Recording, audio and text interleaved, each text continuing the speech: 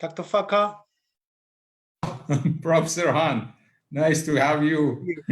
Good to see you. Yes, Happy New Year for you. Thank you very much.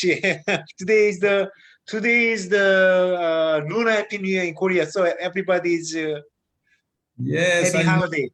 Yes, I know. Thank you very much. You're welcome. I'm so sorry for this. No, it's okay. My pleasure. My pleasure. It's good. Yes. Thank you very much. You're welcome. You're welcome. Always welcome. Thank you very much. So it's good to see you.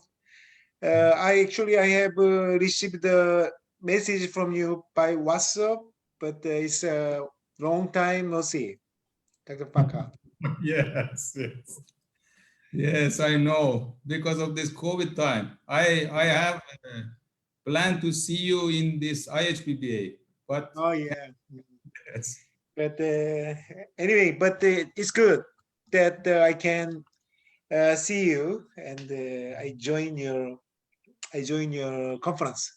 Congratulations. Yes, thank you very much. This is because of you. If you are lucky. Congratulations. You are a great master. Yes. Thank you very much. I remember previous time you said, I asked you, please come to my country. You said, I can't because I'm already busy.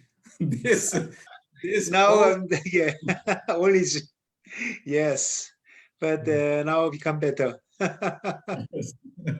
In this way. Yeah. So, you will have a opening ceremony at the 9. Opening ceremony. I should start after I think 1 minute. This Yeah, opening. yeah. First speaker. Yeah, good. We have you for first speaker.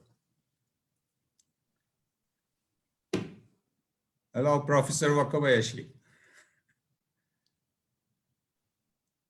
Good afternoon.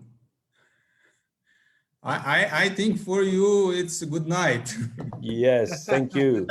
Yes. Thank you for this kind of invitation. Hello, Hosong. Thank you very much. Very good. Very good. Hong. Yes, we Good to haven't see seen you. each other a long time. Yeah, but we can see like this. Too bad. Yeah. No drink.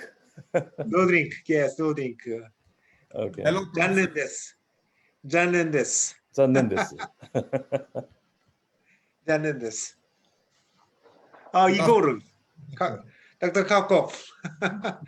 Hashkov. Good to see you. Yes. Happy to How's see it in Russia? everybody. Yeah. Nice to have you. Yeah.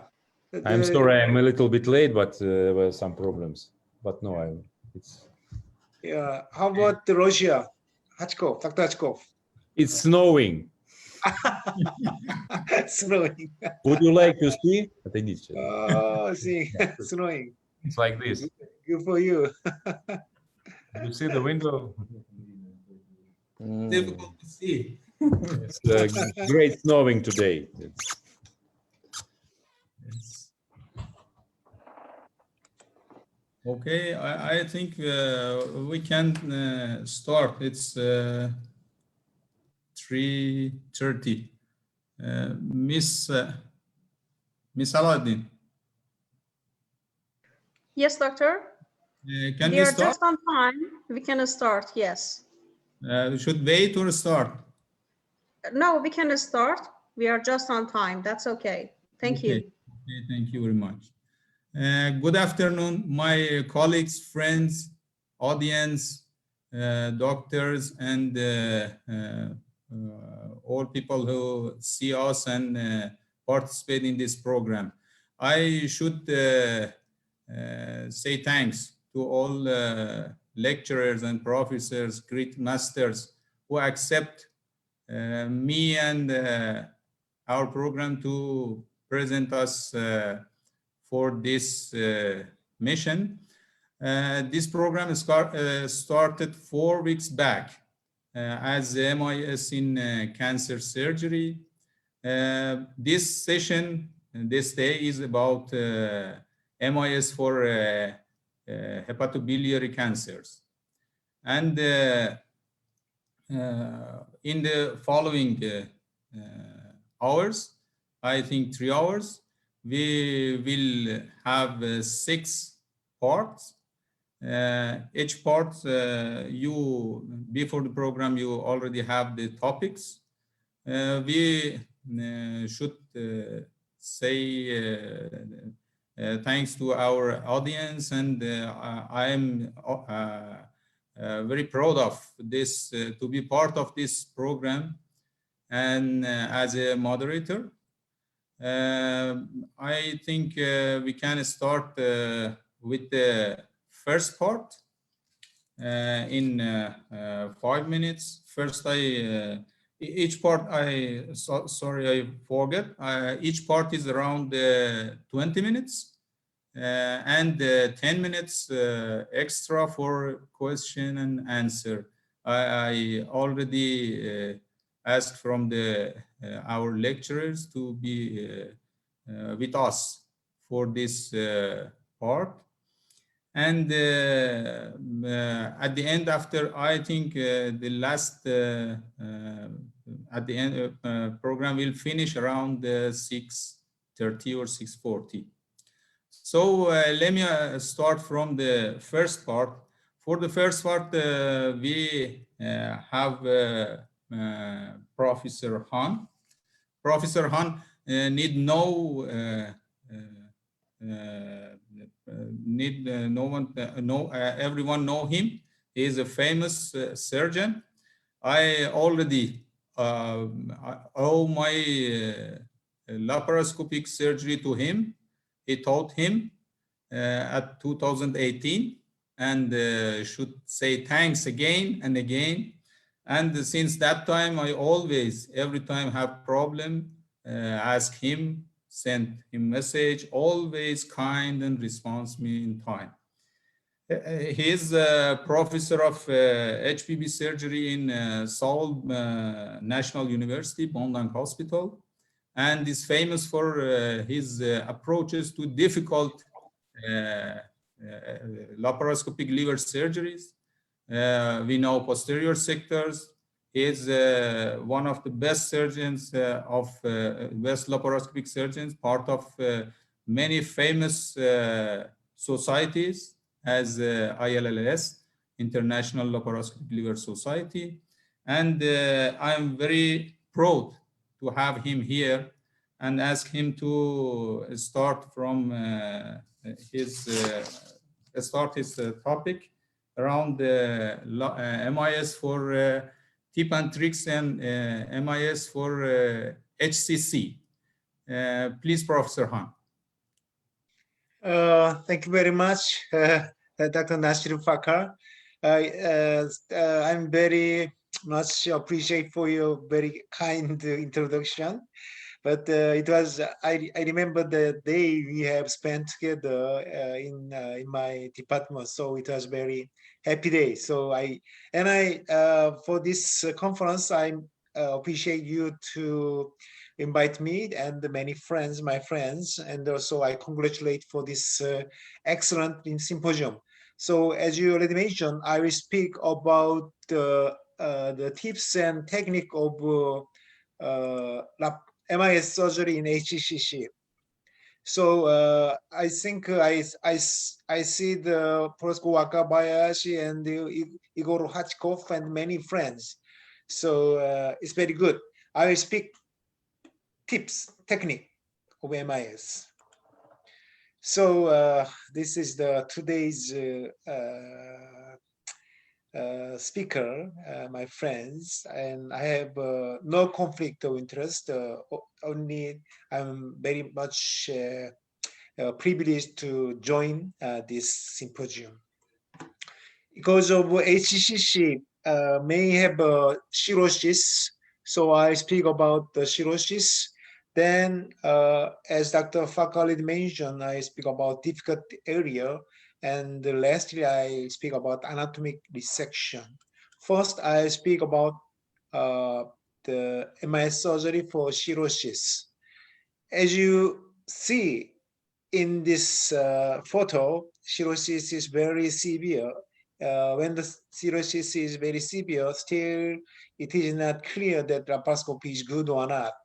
But anyway, we have reported about the laparoscopy section for HCC in patients with cirrhosis in 2016. And also after that, the international fellow, Natalia Briska, has reported on laparoscopic liver dissection for hepatitis B and C virus-related HCC with child B and C. So I think child B and C is very small number, but we can very selectively apply laparoscopic liver dissection for child B and C. This is the report of laparoscopy versus open liver dissection for HCC. This is a case-matched study with PROPEN score. In this study, we have compared survival outcome. Survival outcome between laparoscopy and open is similar, but in complication, laparoscopy is less than open liver dissection. LLR is laparoscopy liver dissection. OLR is open liver dissection. Laparoscopy liver dissection only 12%, open liver dissection 20%. In the below, most of the open liver dissection complication is transient liver failure, 8.9%. But in laparoscopy, only 3.4%. So laparoscopy has advantage of open surgery that liver failure complication is less. So even when the cirrhosis is present in a patient, laparoscopy may be better than open surgery. This is a multi-center study from Roberto Troisi from Belgium. I and Professor Wakabayashi was the co-chairperson. This article is the result from the HCC patient in child B cirrhosis. So in this report, there has accumulated many cases for child pure cirrhosis. So now laparoscopy is moving to severe cirrhosis.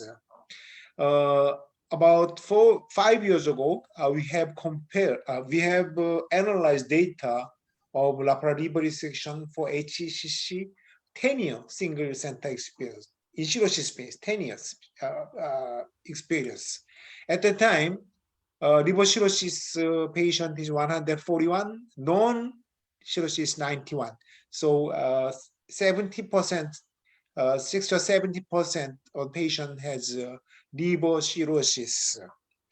When we have compared the overall survival and disease-free survival between non-cirrhotic versus cirrhotic patient, the green line is cirrhotic patient, blue line is non-cirrhotic patient. Overall survival is same between the non-cirrhotic and cirrhotic patient, but disease-free survival is much less, poor in cirrhotic patient. So cirrhotic patient has more recurrence, and many patient has recurred. The disease-free survival is poor. So we are very curious why cirrhotic patient has poor disease-free survival. Why poor survival in cirrhotic patient? So we have analyzed data in another study. So we have after the surgery recurrence, what is the risk factor recurrence? So we have analyzed many factors, including child tuberculosis, albumin, bilirubin, liver function, AST, ALT, INR. Many factor has no relationship with recurrence. Only one factor, platelet, is the factor for recurrence. So when the plate is low, the patient is recurrent. That is why serotype patient has high recurrence. So we have analyzed graph. So in this left side is very low platelet, less than 5,000, then 50 to 100, and 100. This is from here to here is normal platelet count. But this is severe thrombocytopenia, and this dark blue is the recurrence. So when the platelet is low, there are high probability recurrence. This high recurrence rate decrease with the normal platelet. But interestingly, when the patient is thrombocytosis, 100% recurrence. So most of the reports said the thrombocytosis is the recurrence factor. But actually, it's not. It's the opposite. Thrombocytopenia is a factor. But if is a hyperplatelet, there's a high recurrence as well. So both thrombocytopenia and thrombocytosis is the factor for recurrence. When we analyzed between the normal platelet, green, and this is the low platelet, there are differences in survival. So thrombocytopenia recurrence factor. And when the patient has a cirrhosis, I think it's better to use Minimally. Minimally is very useful in open surgery, but Minimally is also useful in laparoscopic surgery. So recently, many liver surgeons is using Minimally when they are performing liver resection in cirrhotic patient. I move to difficult lesion. Difficult lesion is posterior located right lobe, posterior superior region, right segment 7 and segment 8, and central located tumor. Process sectionectomy is, everybody knows that segment 6 and 7 is section. I hope this wrap looks like posterior sectionectomy 6 and 7. It is difficult to climb up this cliff. Right, as mentioned, right, post-sectionectomy is very challenging procedure. We have reported right post-sectionectomy in 2006, about 15 years ago. At the time, it was very difficult operation. 2006. After 9 years later, 2015, we have analyzed data of right post-sectionectomy. And between open surgery and laparoscopic surgery. Laparoscopic surgery is the blue line, open surgery green line. There is no difference in overall survival. This is also disease-free survival. There is no difference. So right post-sectionectomy is a very difficult operation by laparoscopy, but survival is same between laparoscopy and open surgery. How about posterior superior region? Posterior superior region is segment 7 and segment 8. Segment 7 and segment 8. Posterior superior segment is unfavorable location compared to anterolateral segment. It is a climb up this rock. I hope that this rock looks like a right posterior superior part. It is a very challenging operation as well. We have reported on the feasibility of liver resection for posterior superior segment in 2008, about 13 years ago.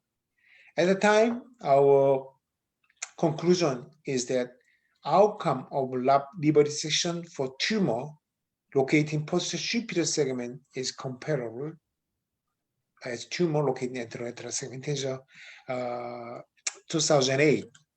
After 8 years later, we have compared posterior superior segment and anterolateral segment. This study is a case match analysis between posterior superior and anterolateral segment. The thick line is posterior superior segment, and the dotted line is anterolateral segment. When you compare the outcome of posterior superior versus anterolateral, overall survival is same. Right side is disease-free survival rate. Thick line is posterior superior segment and dotted line is anterolateral segment. When you compare posterior superior and anterolateral, there is no difference. Yes, posterior superior segment is difficult for laparoscopic surgery, but in very selected cases, the outcome, survival outcome of posterior superior segment is same as anterolateral segment. So when you are performing a posterior superior segment, it is very useful to use intercostal trocar. So for tumor segment 7 and 8, it is better to use intercostal trocar like this. So very convenient. I will move to anatomy resection. Anatomy resection is beneficial oncology because the tumor is invading through this portal vein. So whole anatomy resection is better. And also anatomy resection may include bisegmentum, monosegmentomy, and it is better to resection of only involved segments is very good. And when we do anatomy section, Glissonian pedicle approach is very useful. This is the figure which I have used in right posterior superior section, right post sectionectomy in 2006. And in 2006, we have controlled Gleason code to right posterior section. Then we performed right post sectionectomy. And this figure is S4 resection. We have controlled S4 Gleasonian code like that, and you can dissect S4 resection. So by using Gleasonian approach, we can do resection depending on tumor location, depending on the liver volume and function. So any anatomy resection can be performed by Gleasonian approach. I'd like to introduce our another study. When we resect the liver, sometimes there is a ischemia is left. So this like an apple. So we have saw that the remnant liver ischemia after operation may be not good for patient survival. So we have studied this remnant liver ischemia. So there are many factors: SAGE, previous TAC, child class, open and laparoscopy.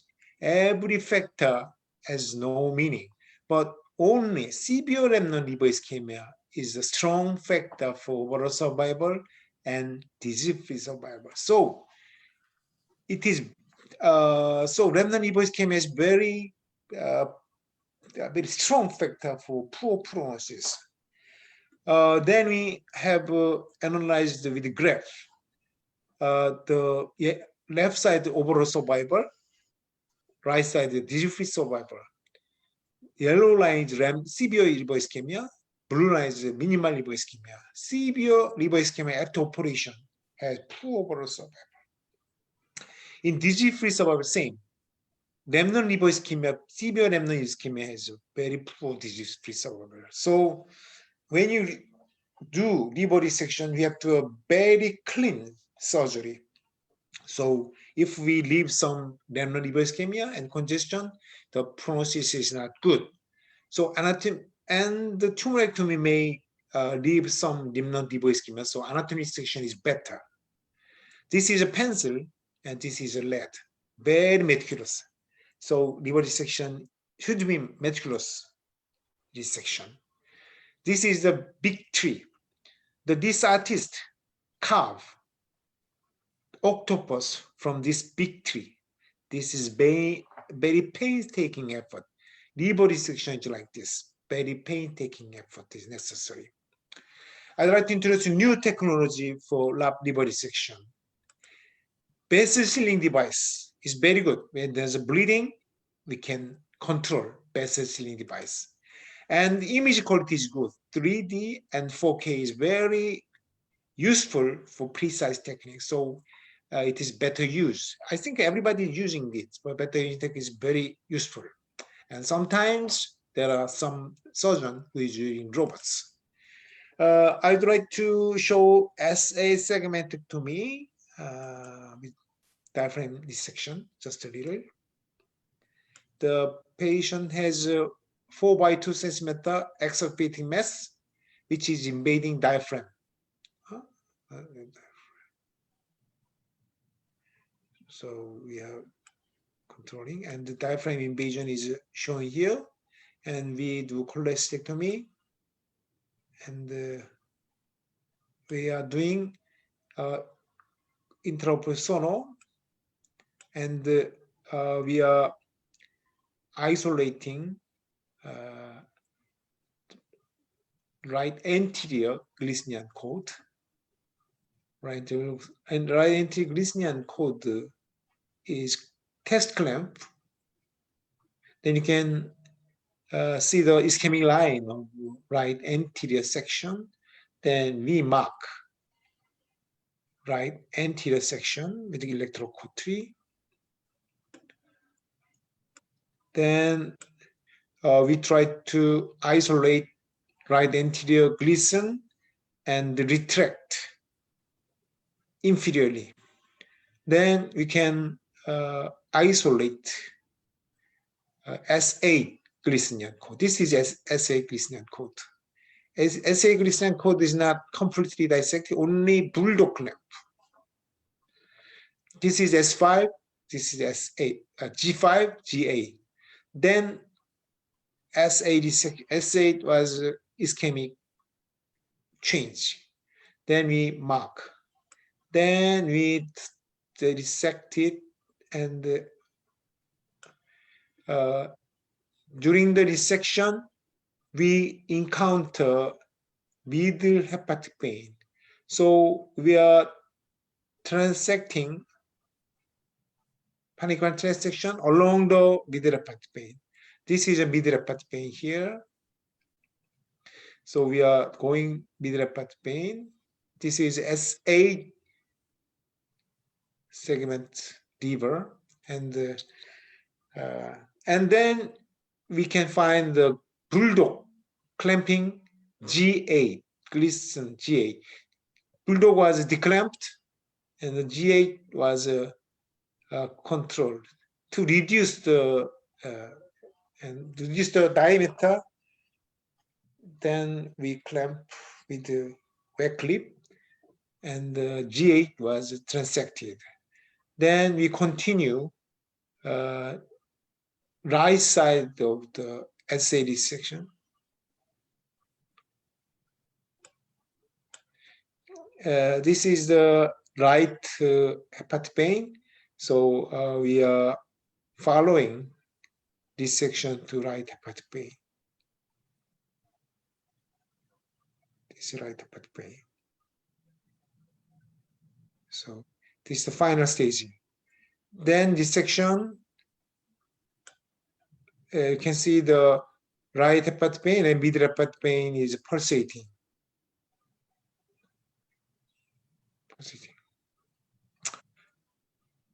This is a right hepatic pain and middle hepatic pain pulsation. And the diaphragm dissection was performed, and it was sutured with the patch. It's a final stage. The specimen was inserted in Winlebeck, and you can see postoperatively right posterior, right hepatic pain and middle hepatic pain is very well preserved. I think laparoscopic liver resection will be main treatment method for HCC in the future. I'd like to finish my speech by citing Mahatma Gandhi. Happiness is when what you think, what you say, what you do in harmony. So harmony is very good. So I met many friends here. So we do good thing with harmony. Thank you very much for your kind attention. Thank you very much, Professor Han. Very fantastic presentation as before, as always. You are the same. Thank you very much. Now the part for question and answer is open.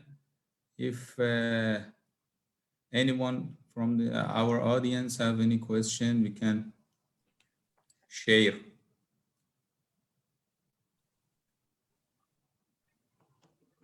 Okay.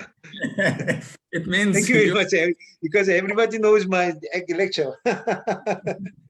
So no, it means everybody's satisfied by your Yeah. presentation. No question you. remain. no question. Yeah.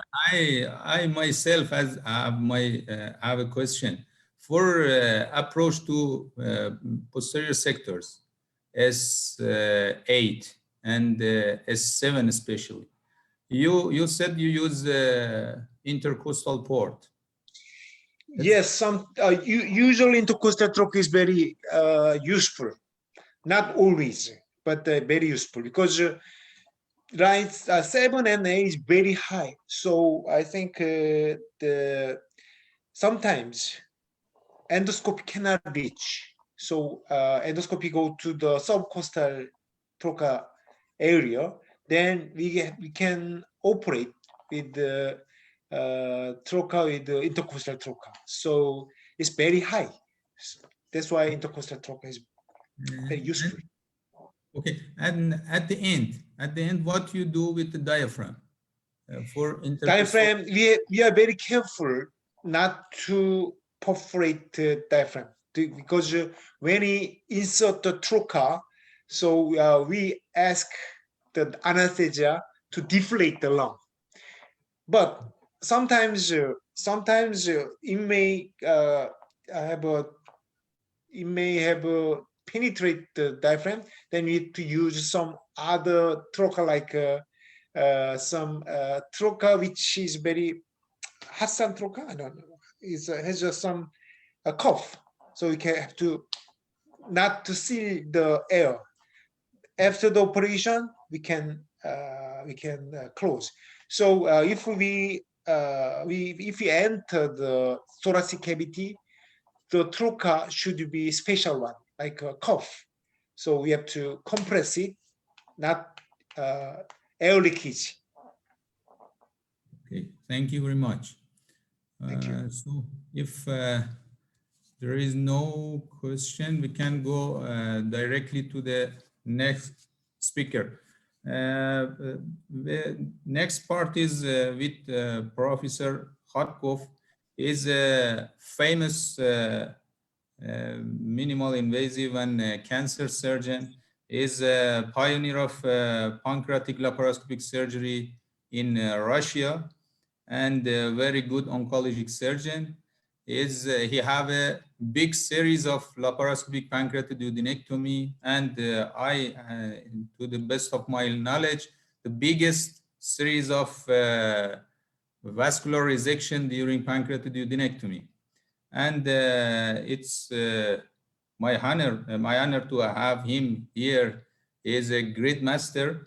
I ask him to please start your lecture about vascular resection during laparoscopic pancreatic surgery, especially pancreatiduodenectomy.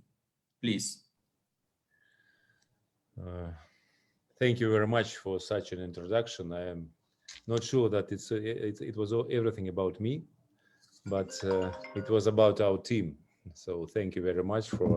It's pleasure and honor for us to participate in such a conference with such great surgeons from all the world.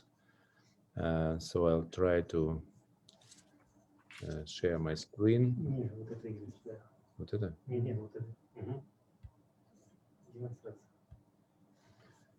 So can I start? Yes. Do you see my screen?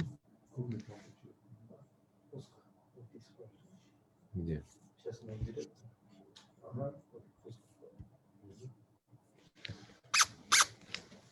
So do you see the presentation?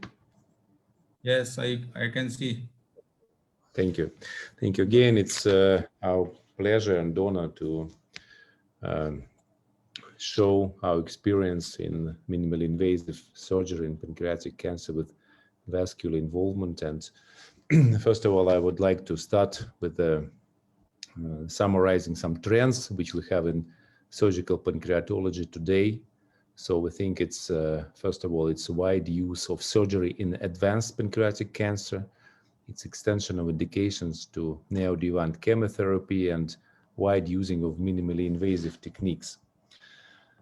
So for today, the role is surgery in pancreatic oncology is, of course, it's to provide R0 resection. And there are a lot of studies that show that the median overall survivals and in general long-term results, they're much more better when we can achieve R0 level.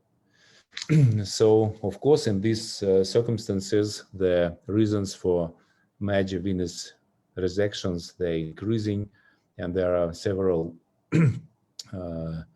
meta-analyses which approve this data. So one of them was published in 2011. You see that in general, it's of course, it's not only minimally invasive. In general, vascular resections, they increase the possibility for 3 years, 5 years survival, and it's quite close to the patients that don't have necessity for venous resections. And the same publication was published in British Journal of Surgery in 2016, where a great amount of patients were analyzed, and they showed also, the authors showed practically 3 times better possibilities for 5-year survival for the patients who need major venous resection during pancreatectomy.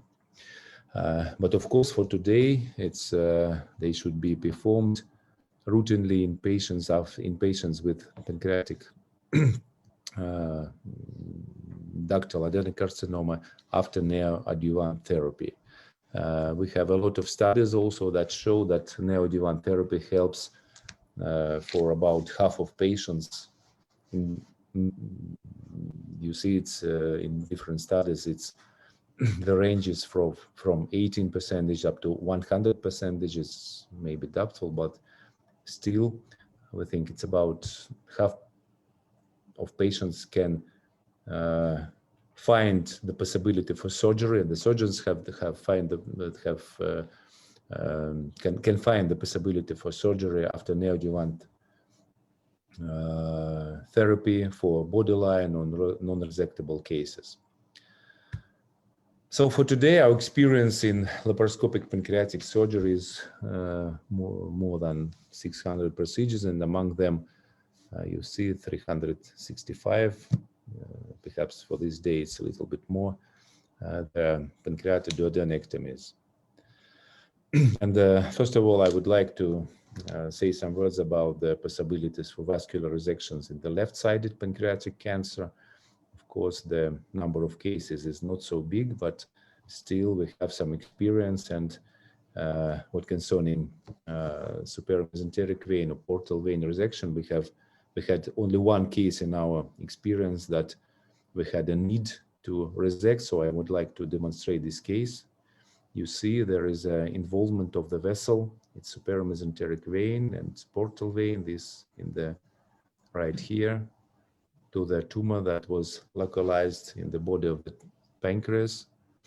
And you see that laparoscopic approach provides all the possibilities for the resection of the this segment. And for in this case, we performed primary and end-to-end anastomosis. But it's quite rare case because much more often we have the situation in the when we have the cancer of the body, of the tail of the pancreas, when we have the involvement not of the vein but of the celiac trunk. So here is the definition for celiac trunk involvement, and for definition for borderline resectable cancer for left-sided tumors. And now I would like also to demonstrate the case with the celiac trunk resection. Celiac axis is the case of patient of 61 years. I'm sorry, it's here you see the CT scan of it, of the patient, and I would like to show where the tumor is growing. Here is the place of involvement of the celiac axis.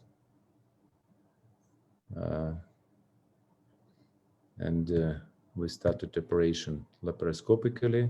First of all, there is a need to understand that the blood flow through the gastroduodenal artery and blood supply of the liver is good. So we checked it by clamping of the common hepatic artery. And then after understanding that the blood flow is enough and the blood supply of the liver is not damaged, so we then transected the splenic artery, and here is the celiac trunk, which is mobilized, and all the lymph nodes and all the tumor tissue is mobilized from it, and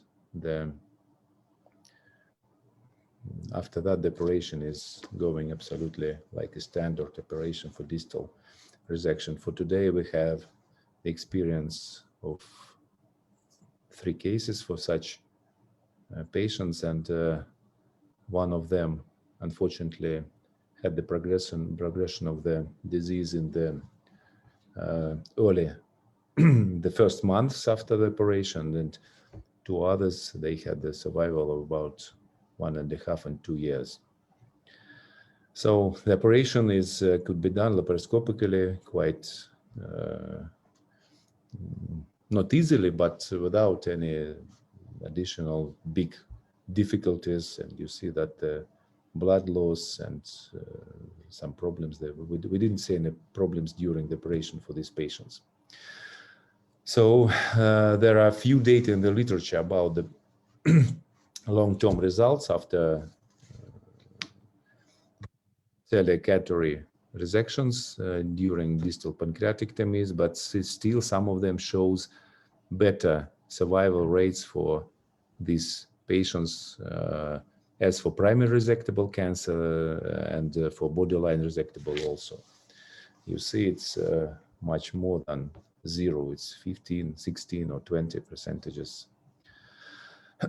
So there are some rationale for celiac axis resection, and we have some studies which were the results of which are summarized in meta-analysis, which also you see that they provide good possibilities and much more better possibilities for these patients for long-term survival.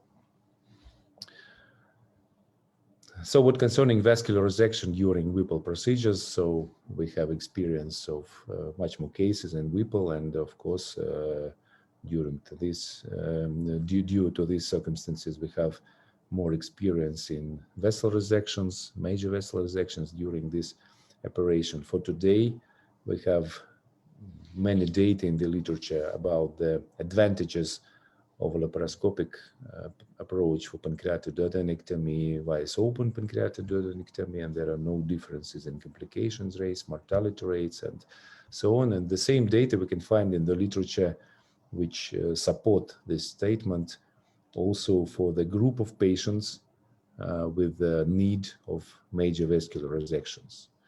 So for today, the number of resections in our clinic, venous resections, is a little bit decreasing, because more and more patients are going for neoadjuvant chemotherapy, and some of them disappear from the view of surgeons because they don't return to surgery. But still the number of resection is growing slowly, and I would like simply to illustrate how it could be done laparoscopically in different variants. So this is on the left part of the screen. It's our very first operation. It's primary end-to-end anastomosis of the superior mesenteric vein. And on the right part of the screen, it's the partial involvement of the superior mesenteric vein. And we created a patch extracorporally, which was sutured in this defect of the vein, which was resected during mobilizing of the pancreas. And you see that everything is, all these operations are possible with the use of laparoscopic approach, and it looks like absolutely like in open field. And there are two other procedures. One of them is simply tangential resection with primary veniraphy. You see here is the involvement of the vein, and I want to say that there is not often that we find the real involvement of the vessel into the tumor. And on the right part of the screen, you see it was big involvement. It was about 5 centimeters, I think, and we used the graft, prosthetic graft, for reconstructing of the vein. And you see that also the laparoscopic approach provide all the possibilities for doing such kind of operations. So for today, our results, you can see them on the screen. So we used the graft in 2 patients. Tangential resections were performed in most amount of patients, several primary anastomosis and 1 venous patch. And unfortunately, 2 patients died, and one of them died from the heart failure on the first day after operations, and one of them due to portal vein thrombosis. Morbidity is very low to our experience, and clamp time, we didn't have any liver failure after such operations, and the time clamping started from 6-7 minutes, or I don't say 13 minutes, yes, and up to 80, but we didn't see any problems with the liver in such operations. So for this moment, we think that in all patients with borderline resectable pancreatic cancer, the strategic treatment should be started with chemotherapy, with neoadjuvant chemotherapy. And vascular resections, the operations in general, with vascular, with or without vascular resections, should be performed in case of regressing of the tumor or stabilization of it. And we think that laparoscopic venous resections do not increase morbidity and can be performed in high volume pancreatic centers by experienced surgeons. So for today, I want to say that in our clinic, we have 3 surgeons who perform laparoscopic pancreatic duodenectomies, and 1 more started performing some suturing of major veins. So I think it's the technique that can be scaled and can be used more widely in different high volume centers. So here is our team. It's growing all the time, and here's our possibility to on this website we can show, we organize live surgery for everybody who is interested in. So thank you very much for your attention. Thank you very much, Professor Khatkov, for this interesting and fantastic lecture. Now we can start with this question and answer part. If there is any question.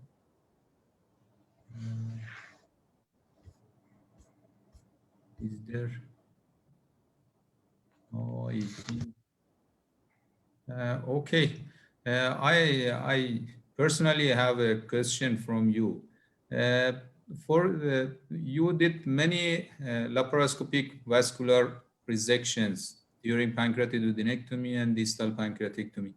Have you any study or comparison between laparoscopy and open? I mean, you know, for even pancreatic duodenectomy, still there is debate about the extra benefit of laparoscopy or open. And I want to know, do you have any data about this? Is laparoscopy better than open for vascular? Okay. Yes, so I don't know any data about comparing of laparoscopic and open pancreatic duodenectomies with vascular resections. But now we have some data, some studies, and among them there are some prospective studies that shows the equal short-term results in laparoscopic and open approach for pancreatic duodenectomies. And we don't think that in general, pancreatic duodenectomy is the operation that should be done laparoscopically in all cases, in all centers, and so on. It's not cholecystectomy, so it should be high volume center, high volume pancreatic center, and experience center. So if such center exists, and if the surgeons have good skills in laparoscopic surgery, we think that their patients will have benefits from laparoscopic approach in pancreatic duodenectomies. There are equal, so for today, there are proven long-term results, equal long-term results after open and laparoscopic approach, and in short-term perspective, I think that laparoscopic approach provide benefits for such patients. But concerning the possibility of resection of vessels, it's also should not be the aim of the surgeon to do it laparoscopically in all cases. But if he can do it, I think he should do it. Because again, these operations don't demonstrate high morbidity rates, and the patients have all the benefits of laparoscopic approach in the early postoperative period. Thank you very much. I have a question. Okay. Thank you for a wonderful presentation. I have a question for you. Have you compared your data for open Whipple, even if it is historic, and compared it to the your laparoscopic data in terms of 3 and 5 year survivorships? Yes, we compare it, and for today we have good results in five-year survival. In our experience, it's 23% for laparoscopic group. So we didn't compare it with our experience in open, because it so happened that this team that we gathered, now for today we perform at, I think, about 90% of operations by laparoscopic approach, so it's quite hard to compare. But we compare it with different results from different other centers, so you see that they are practically the same like in the other center. The reason so for today, we are participating in the study, which is organized in Europe by the team of Professor Passelink. So I think that it's prospective study. I think that the results of it will show some new data and some perhaps more statistically better analyzed data. Thank you. The reason I asked this question was, you understand the data from Heidelberg, which is one of the larger series of open surgery, which shows that approximately half of these patients, actually exactly 40%, recur at about 2 years with local recurrence.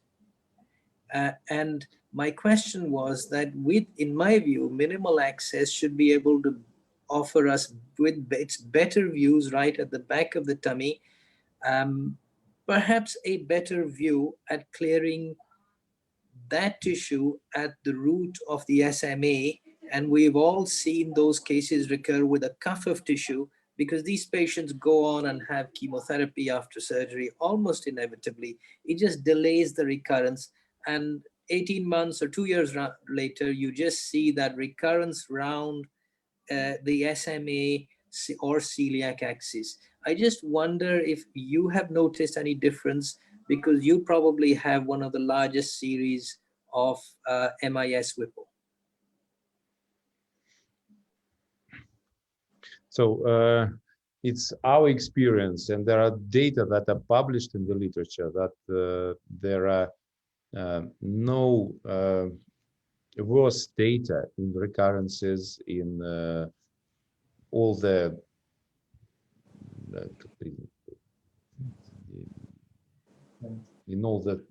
science of the disease in long-term perspective. So we don't see more patients with local recurrence after laparoscopic approach.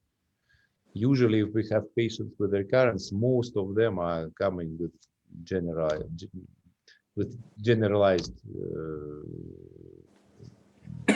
disease, advanced cancer with liver metastasis, and so on.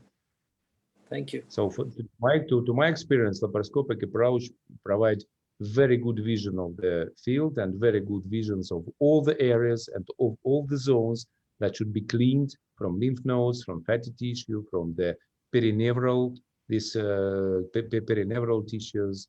And I think that's a very good option.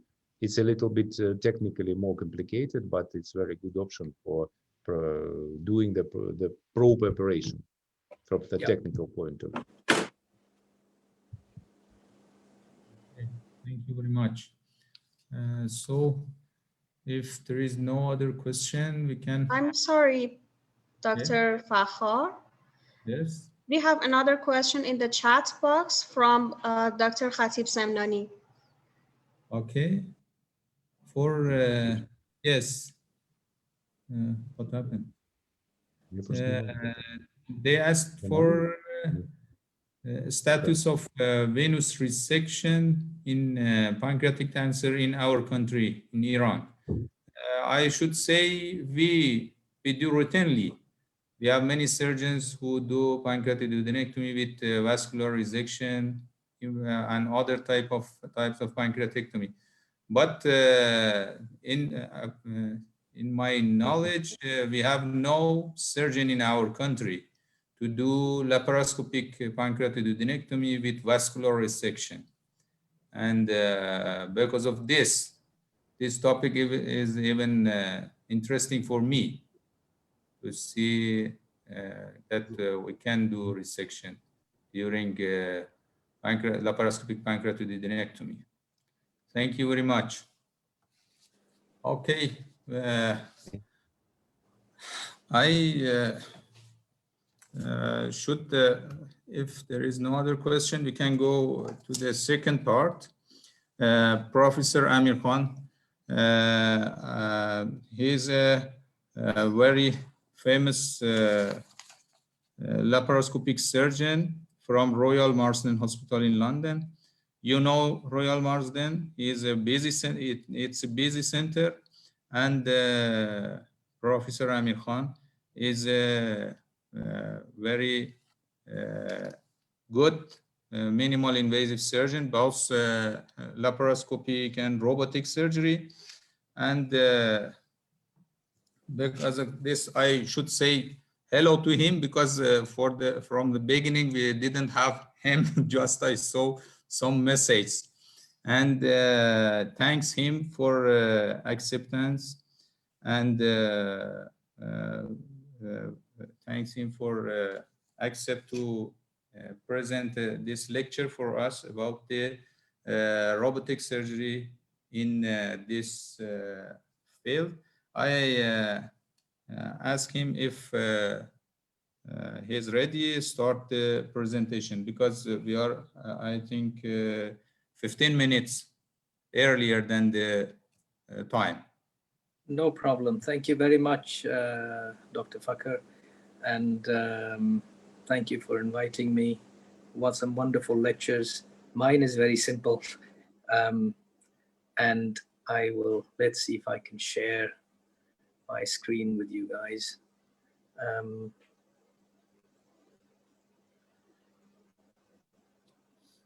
Can we all see this? Yes, yes. Thank you. So I'm going to talk about robotic liver surgery. You know, the first laparoscopic left lateral sectionectomy was done in 1993. Very, very soon after the introduction of laparoscopic cholecystectomy and the trials that came around and showing us that minimally invasive surgery offers the patient certain advantages of shorter recovery, less pain, early return to work, etc. But the uptake of robotic surgery, when the robot was introduced first for, let's say, prostatic operations, has been very slow in our specialty. And even laparoscopic operations, it was not till around 2010 that things started moving a bit. And some of the problems were that the margins were not always visible. There was a lack of palpation, you know, and the energy sealing devices weren't great for our specialty. The liver is not an easy organ to get to, lack of retraction. So there was some laparoscopic surgery happening for this, and principally those series were coming from the East. Then things developed a bit further. There were consensus conferences happening. It was clear that laparoscopic liver surgery was, when these patients had MIS surgery, they were able to get the same benefits that patients who had MIS surgery for other operations they did. And this was published in the Annals of Surgery many years ago. This was our own results from, this is actually, we delayed in our publication, but this is now 2009, and it showed the same sorts of thing. This is when I was fellow in Leeds. With time, when we look back, the first generation robots, the Da Vinci SI, the S system, and these systems came with their own particular set of tools, which to my knowledge, and looking back, offered us really no advantage over the straight stick laparoscopic procedure. My first procedure for robotic liver resection was in 2011. It was an easy segment 6 operation. The robot at that time was so clumsy, so difficult to set up. There were so many instrument clashes that I promised myself that I would never do this again. It was much easier for me to do this laparoscopically. We had been doing lap liver surgery for some years, and it just didn't make any sense. It was expensive, it was difficult, it was cumbersome. Our robot was old, and I just said, no, this doesn't fit. This offers us no benefit. But the robotic systems evolved, as you all know. Second generation, the SI system came on. The instruments were a bit better. The vision was a bit better. Dual console, the ability to do dual operating, and it always works well when you're doing something new with a colleague. Instrumentation improved, wristed instruments improved, and it started making more sense that perhaps these second generation robots, these new robots, the SI, was perhaps a bit more suited to our specialty. Because the surgery we all do, you've seen some of the surgeries that were beautifully demonstrated in previous lectures, they're slightly different to a lap colectomy or a distal gastrectomy. Nothing much can go wrong in those operations if they're done well. But here, the risk of bleeding, air embolism, is just, there is no room for error with our surgery. And then with time, in the 2010 to 20 decade, robotic surgery hit prime time. Major series started coming out, mostly from Giulianotti in Chicago, that with these newer tools, actually, it is easier to do minimally invasive surgery than with robotics, than with laparoscopic. And remember that these two series are, this is not a specialist HPV center. This was a general surgeon who was very good with the robot and able to do everything from robotic lung to rectum. But it was not a specialist center doing high volume pancreas or liver. And that is a very important point, because we all know in our specialty, it is a team approach to not only do the surgery, but to look after them in a way that any complications are picked up, identified, and treated on time. And our collaboration with medical oncologists afterward to give them chemotherapy, specialist chemotherapy or radiation, works in a harmonized and team way. And let's see if I can get this to work. This video is not coming on, just bear with me.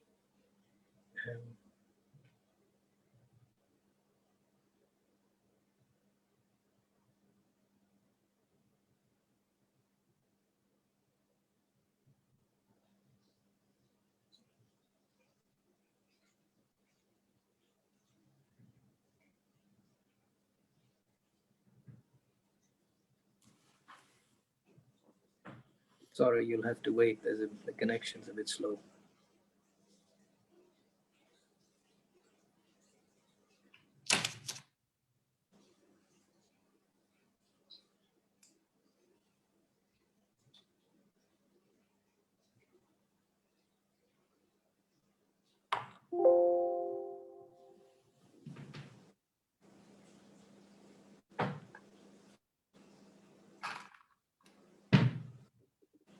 So this is a segment 8 robotic liver on the old SI system from 9 years ago. Patient was a young, fit patient from Australia. At that time, we used to Pringle. He had a small lesion right up on the dome of the liver. You just see it in a second. This is me just going around the porta.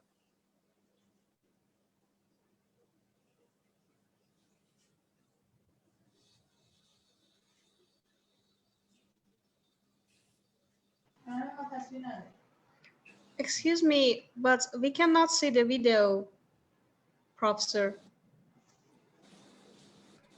Don't know what's going on.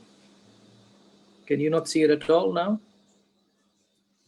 Can anyone see it? Unfortunately, I cannot see that. 1 second. Okay.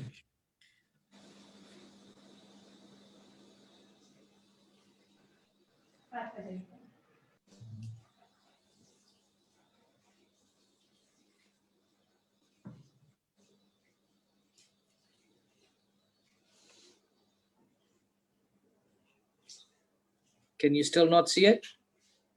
No, we can't see. I'm going to have to log back in. Really sorry. I don't know the problem. Welcome. We do see your slides, but we cannot see the video. Okay.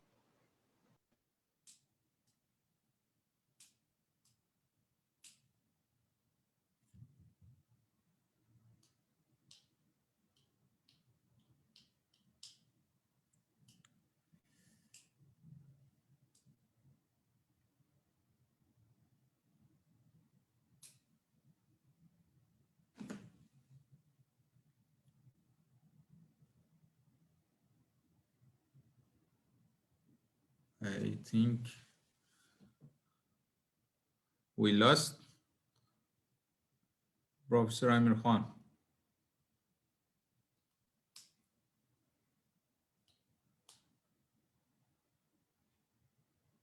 Professor Amir Khan?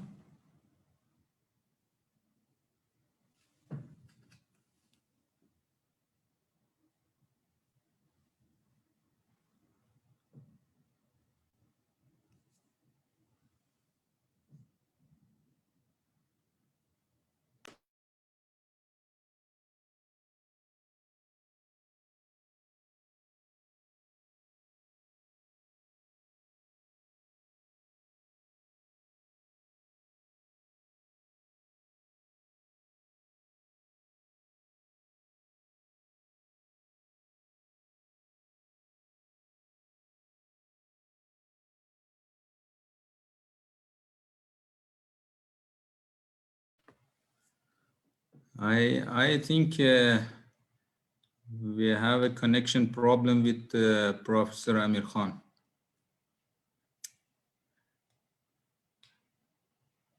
We should wait somehow.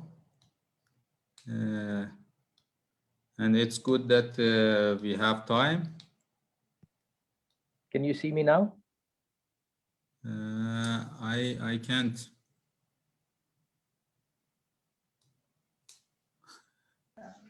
No, I'm sorry, we cannot see your video yet. 1 second.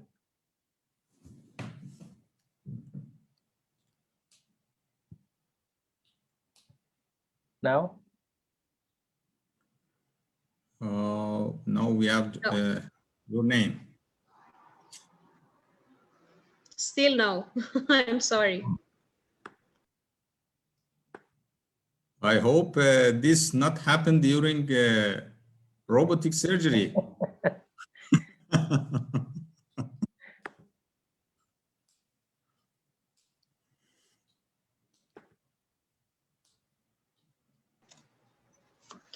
Professor Khan, could you please share your screen with us?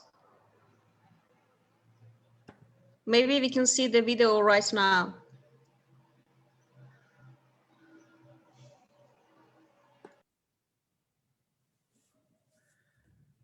Now? Okay. Now we have your screen.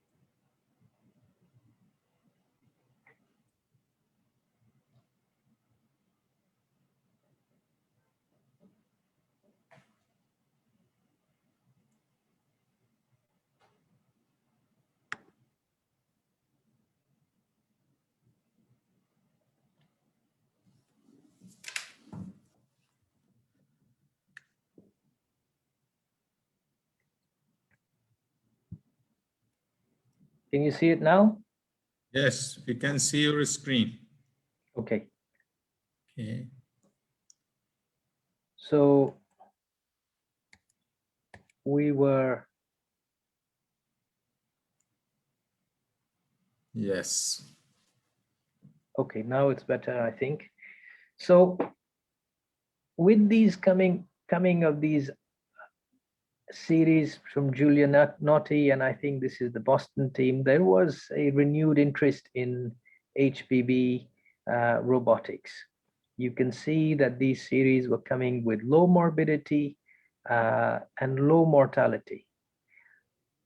Operating time, 6-7 hours, reasonable at that time.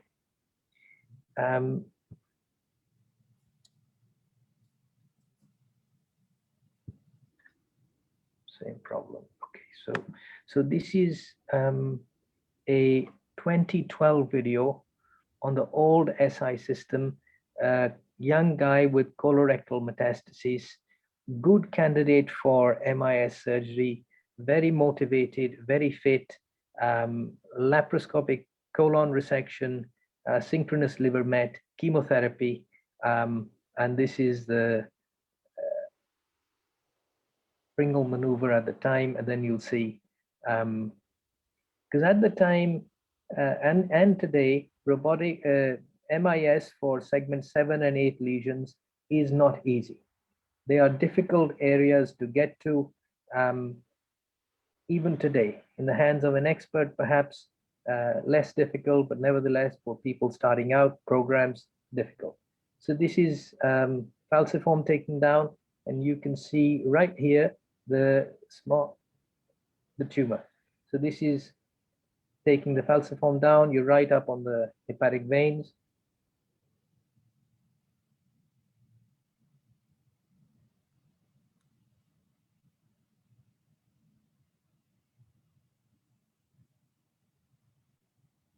The advantage of the robot at this position is its wristed movements, and therefore the ability to control any untoward events or bleeding, etc., is perhaps a bit more than laparoscopic for people who are starting out.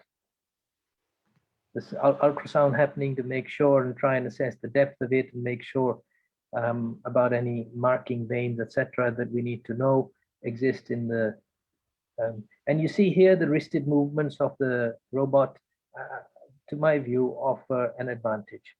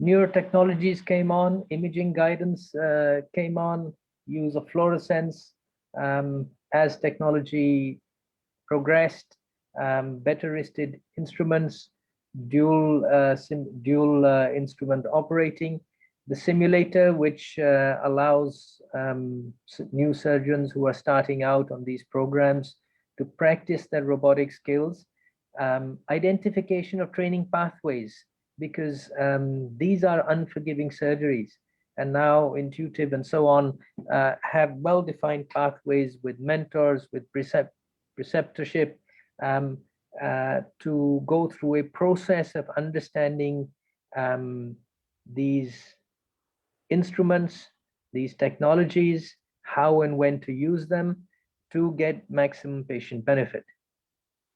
As time progressed, these more and more robotic series came out, both from the East and the West, and you can see with low conversion rates, short length of hospital stay, and very little or no mortality in these series, which was very important.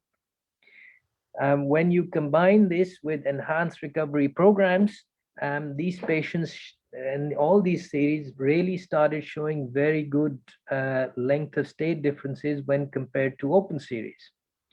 And at the same time, large series, as we've just seen for laparoscopic surgery, started coming out. And this meant that the whole field of liver surgery has probably changed forever, that we will never go back to programs that are for open liver surgery only. In my view, that the future lies to have a combination of robotic, laparoscopic, and open surgeries. And here you can see at the bottom what a lap or robotic liver operation looks like, and just see at the top what it used to be, a cut from side to side. And here you can see a video just showing us a liver resection for, I think this was a an HCC from some time ago.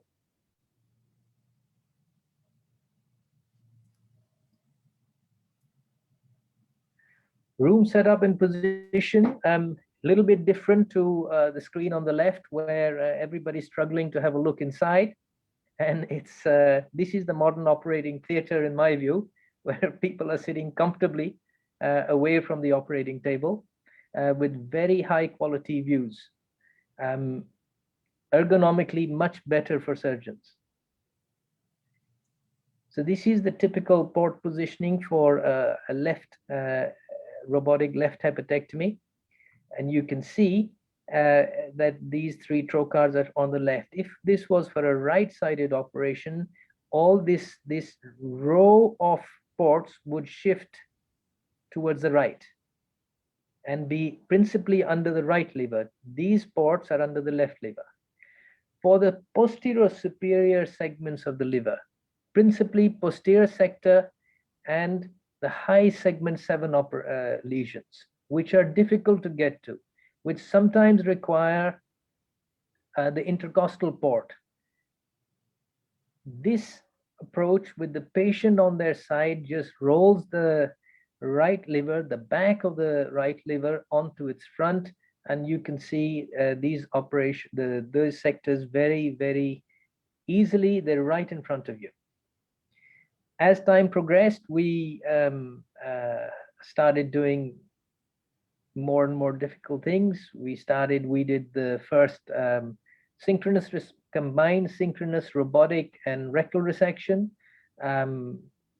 Wonderful for a patient who would have otherwise required a full-length midline incision with all the morbidity that it carries. We then pushed it a bit further. We did ALPS procedures because the robot is very well suited for hilar dissection. It gives great views in a tiny space with its ergonomics and wristed instruments. You're able to just get very good views of the portal vein. And it just works out very well if you do the first stage robotic. This was a patient that required ALPS sort of surgery.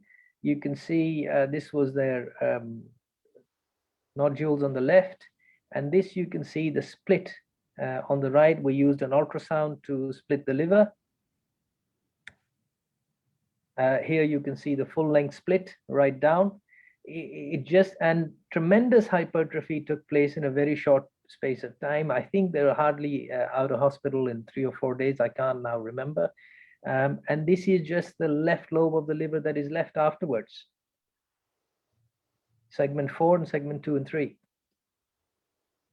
So I think undertaking robotic liver surgery needs specialist training. You've got to be aware of what can go wrong. The main risk intraoperatively is preparation for possible hemorrhage. You know, it's you've got to make sure you have backup for that available. Rehearsal for this must take place when during the team brief and roles defined in case something goes wrong, because one of these days we all have the need for an open operation in unplanned circumstances. Earlier on, there was some mention about the difficulty of the posterior sector, and this is a lesion high up in the posterior sector. You can see the right hepatic vein just there. This was done as a robotic operation. The patient was out in less than 48 hours. It just changes the facade. He was a big guy. He would have needed a full, whatever incision you do, we'd use the reverse L. It just takes forever to recover from that. Length of stay, you can see principally patients are essentially out in 2 days, more or less. There are those who occasionally go home in a day, but there are some who stay the 4 days, but it's generally a 48-hour stay. We all live now in an era of intense scrutiny, and my recommendation for all those embarking upon this program, because in my view, robotic liver surgery, minimally invasive liver surgery is here to stay. It must be profession-led. There must be a mandatory consideration for outcome-based data collection and credentialing so that these programs are protected, persevered, and they grow. Now, if we go back to the consensus first and second consensus conference for laparoscopic liver surgery, it used to say that lap liver surgery should be recommended for lesions at the front of the liver. Segment 4B, segment 5, segment 6. If you look at all the data for robotic liver surgery, it's now showing that these patients with lesions in the difficult segments of the liver, 7, 8, 4A, can also safely have minimally invasive liver surgery. And I think this means that there is a complementary approach that must be adopted, that easy liver surgery, easy lesions can be done lap, the more difficult by virtue of access or whatever else should be done by robotic, and these should be seen as complementary. So robotic surgery, what is the evidence today? Fewer conversions, shorter stay, allows MIS areas for areas not suitable for lap. It is relatively easy to do and easier to teach because of the dual console operating. It is, however, more costly. And I think I will conclude by saying that robotic hepatic resection should be considered alongside open and laparoscopic resection in specialist centers. Thank you. Thank you very much, Professor Amir Khan, for your nice presentation. And now we can go directly for the question and answer part. If there is any question, we are ready to present to Professor Amir Khan.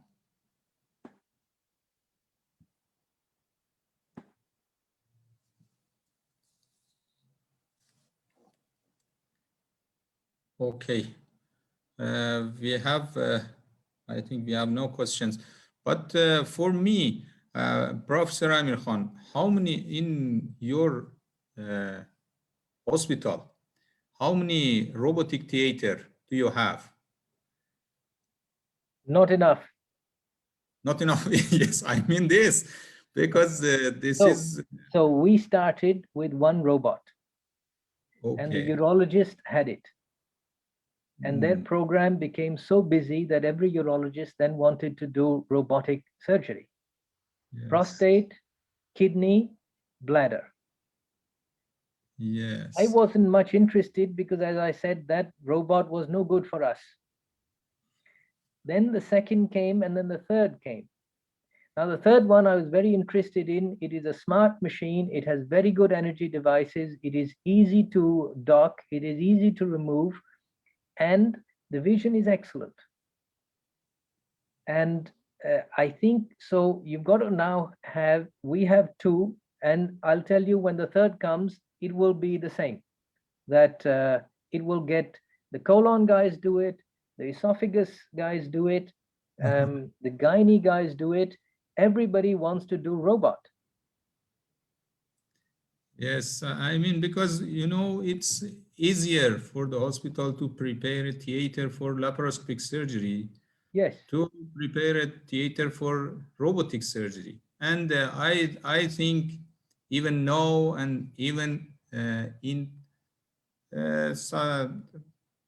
these years, this laparoscopic robotic surgery is somehow luxury. And see, this if I today have a left lateral sector to left lateral sector to be done, it is much easier for us to do it lap. Yes. There is minimal time in setup. There is minimal time to do the operation. It takes twice as long, robotic. But when we started, we were doing this so that the whole team could be geared up. But now when everything is in its place, There is a place for open operations, hilar cholangios, difficult other operations, redos. There is a place for lap, and there is a place for robot. Yes, okay. I mean this. I think all of, as you said, all of these systems should be available, and when we have a teaching program, should teach all of these facilities: robotic, laparoscopic, and open at the same time, because robotic is need some special rooms, instruments, is not available for all patients. And That's it's it. expensive. Yes, and expensive. So Yes. unless you are doing big volumes, then we know that the programs lose money. And Yes. now we are all living in a time of economic crisis at the very least. It will be very hard to justify operations that continuously lose money to certainly the commissioners we face. I don't know how the commissioning or funding happens in Iran or in Japan, but it's going to be very hard to justify this going forward. Yes, that's it. Okay. I have a question. Can I have a question before my Yes. talk? We have recently published a systematic review to compare robotic hepatectomy versus lap liver resection, but we didn't see much advantages over laparoscopic liver resection because, robotic hepatectomy is better than open hepatectomy as a lap liver resection. I don't know if you know the fact that I performed the first robotic hepatectomy in the world, 2002. But because I didn't see much advantages of that, so I gave up to use it. Now I restarted because I started to apply a robotic Whipple, robotic surgery on a Whipple, and it was very much beneficial. And we do more cases, and outcome are we very much comfortable. So we restart the robotic hepatectomy, but only for perihilar cholangiocarcinoma with bile duct reconstruction. So simple hepatectomy, even locating in segment 8, segment 7, for us, probably we don't need a robotic assistance. That is my conclusion at this moment. I might change my opinion in a couple of years later, but I don't see much benefit at this moment for robotic surgery, unfortunately. That's my argument. What do you answer this question? I think for the easier robotic, easier hepatic resection, I think that is true. The one area that I think the robot has an advantage over lap is hilar dissection with its ergonomics. Yes, lap is possible. I think in the hands of an expert, perhaps there will be no difference, but for the wider population, for the wider surgical community, robot is easier. B, robot is not going to be available for to everybody because of the economic constraints that are coming. And I see lap staying where it is with a big role. I see robot having a smaller role, and I see fewer open operations. I think these two will replace open liver surgery almost totally. Yeah, but I think robotic merits of a robotic surgery is articulation.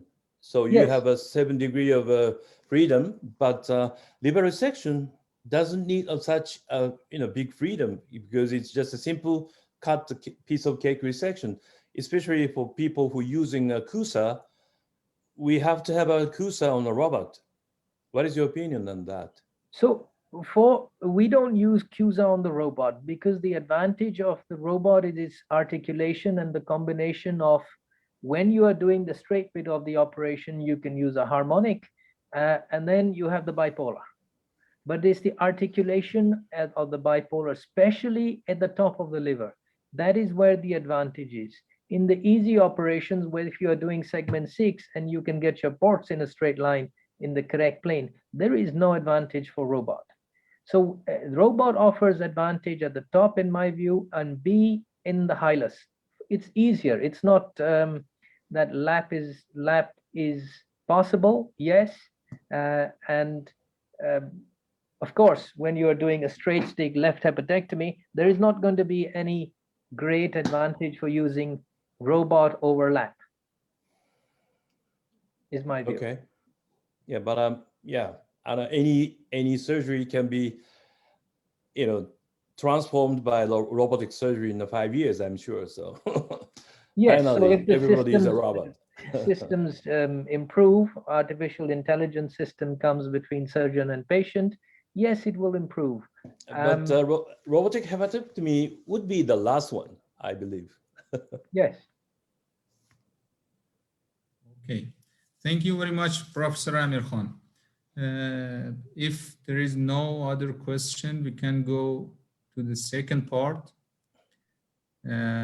Okay, next speaker is Professor Wakabayashi. I think no need to any introduction. Everyone who knows this International Laparoscopic Liver Society knows Professor Wakabayashi. Every HPB surgeon knows him. He is president of this prestigious international society. He is a very good surgeon, HPB surgeon, and he is a great master. I remember him first time I saw Professor Wakabayashi in France, 2017. And I remember very, very nice videos. He showed us how he operate on liver. And I think that the patient is not alive because there was no bleeding. Everything was clear. Everything was nice. And I should say thanks to Professor Wakabayashi to accept us. And it's my pleasure to have him here. Please, Professor Wakabayashi, start. Okay, thank you very much for this kind invitation. I was a bit advocative about robotic surgery, but I mean against, but I'd like to show my video. If you have downloaded my video, maybe you can start my video from there. Otherwise, I can start my video from here in Tokyo. Okay. We are trying to download the video, but it still has 4 minutes to go. Okay, so I will share my video from here. I hope it works nicely, but I'm not so sure it should work now. Like this, it has a narration. Can you see my video? Yes. I will start, okay? Okay. Thank you very much for this kind invitation. I will show you how to perform a laparoscopic liver resection for colorectal liver mets and hepatocellular carcinoma. We will follow the appropriate intersegmental sectional plane. As you will see, I have no conflict of interest. I've been showing this slide because I like it. The liver is an anatomical organ. But the problem is that most anatomical structures are invisible, hidden inside the parenchyma. When I visited the Queen's graves, it clearly shows that hepatic vein runs along the intersectional plane or segmental plane or crossing those planes, but Grisonum pedicule never across those intersectional segmental planes. When you look up the skies beneath the trees, it is just like a Grisonum pedicules. First branch of Grisonum pedicule, second branch of Grisonum pedicule. Those Grisonum pedicles never cross each other, so you can divide intersectional or segmental planes like this. Professor Makuchi first described the limited anatomical resection because he treated the small hepatocellular carcinoma, but he found the quinose segmental area cannot be identified because there are no landmarks of the subsegment on the surface of the liver. That's why he started to inject the dye into the portal vein. 1 year later, Takasaki also described another way to perform a small anatomic resection, like a cone unit resection. The third order branch of a Grisonum pedicle, usually 2-3 cone units just create one segment. So segment 5, segment 6, those monosegment consists of 2, 3, 4 cone units. Anatomic resection can be defined as a complete removal of the tumor-bearing portal territory, and it can be also applied to the complete removal of third portal venous territories. Many papers have been published to show the benefit of anatomic resection over non-anatomic resection in short-term and long-term hepatocellular carcinoma, and even colorectal liver mets. And the recent important paper came from Seoul National University, Hoson Han's group. Remnant liver ischemia deteriorate a long-term survival. I think that this is must be true because inflammation deteriorate immune response and also the long-term survival. When I was a young surgeon, old surgeon told me that if the patient have anastomotic leakage after gastrectomy or colectomy, patient recurs faster. This case was our first case of limited anatomical resection. Hepatocellular carcinoma located centrally, so we have to perform a central bisectionectomy, but remnant liver function is not good. So indocyanine green retention test was over 25%. So when we look up the DICOM data and realize that we can preserve posterior dorsal side of anterior section. So we decided to perform a medial sectionectomy with ventral anterior sectionectomy. This is a resected specimen, large hepatocellular carcinoma, but it looks like an enucleation of a tumor, but this is anatomic resection with nice margin, but limited amount of normal parenchyma. We've been doing this type of surgery for last several years, so we name it as a parenchyma sparing anatomic liver resection. We published 86 consecutive cases last year. Our technique is very much standardized. Preoperative simulation, we measure volume of each segment or each cone unit, and we identified the portal vein which in charge for the tumor-bearing area. During the surgery, we tried to find the portal vein in charge for the tumor-bearing area. Then we always clamp from the hilar plate on the clamp those veins, Grisonum pedicle from the hilar plate, Grisonum approach. Operation was very much standardized. We routinely use ICG negative staining to see a clear margin of ischemic area and non-ischemic area. We also respect the Lennec capsule to perform Grisonum approach from the hilar plate.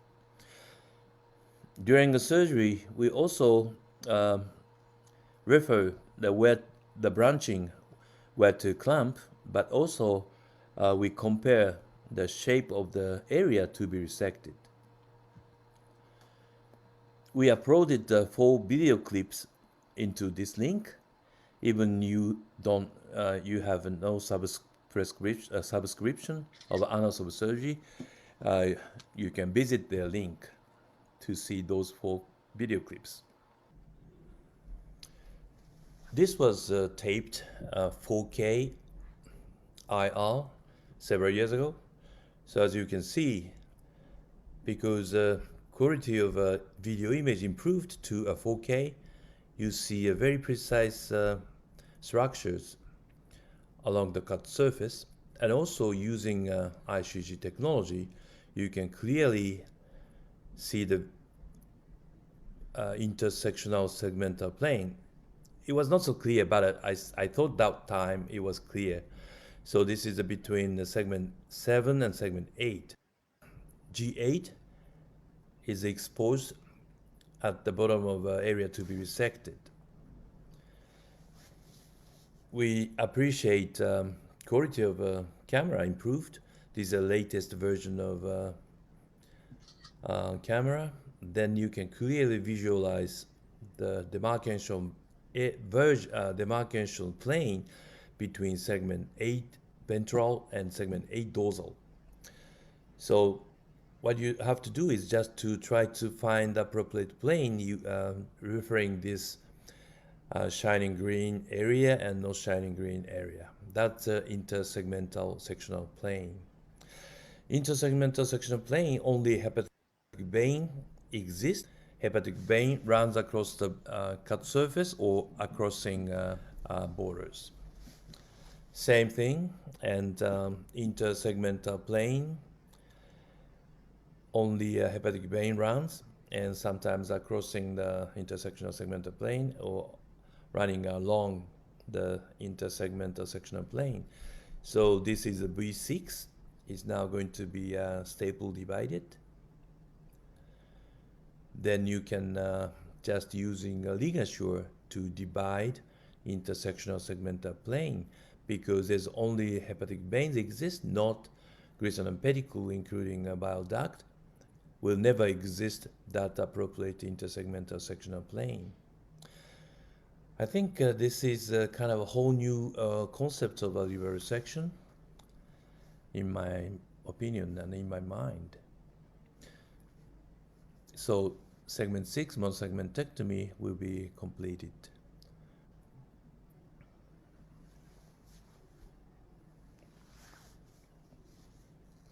So another case, colorectal liver mets, 3 metastases located 2, 8, and 5. And 2, 8 are very much easy to perform wedge resection, but this 5 locates a little bit deeper. So we decided to perform segment 5 monosegmentectomy which consists of 3 cone units: green, yellow, red. Green is a cranial side, red is a caudal side. So we identify 3, 5, G5, 3, G5. And also we refer the shape of this area to be resected. So we routinely perform a Grissom approach, Pringle maneuver.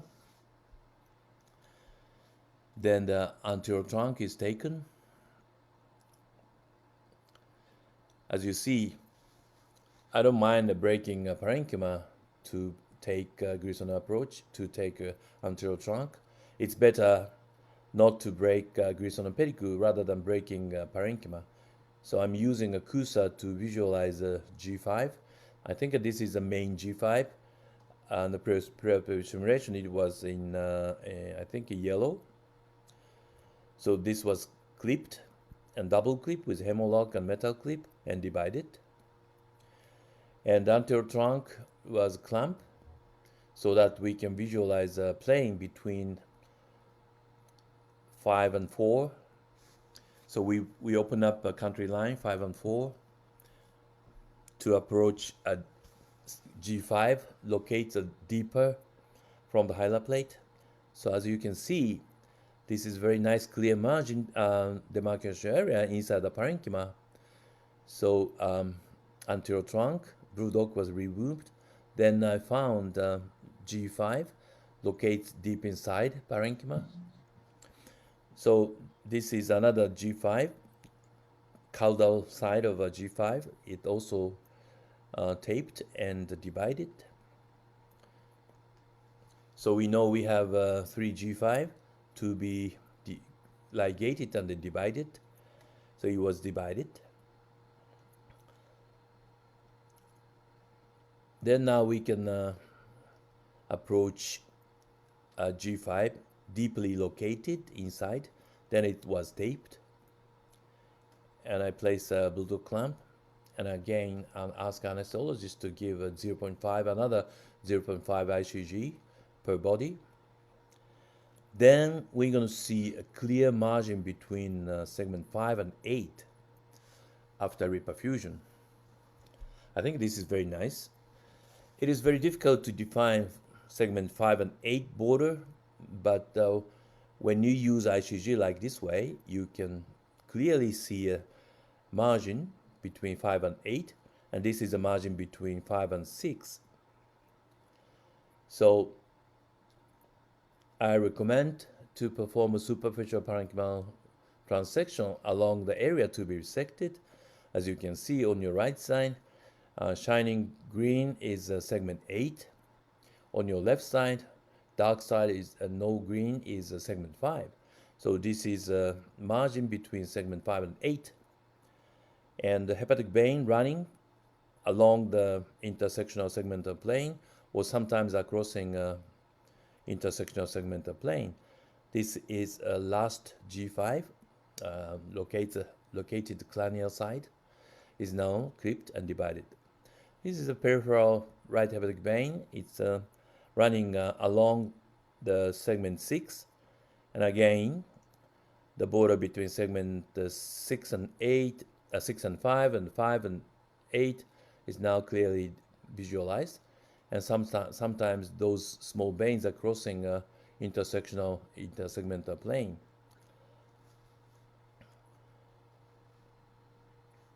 So this is very much a precise anatomic resection of segment 5, which consists of 3 cone units. So segment 5 monosegmentectomy is completed.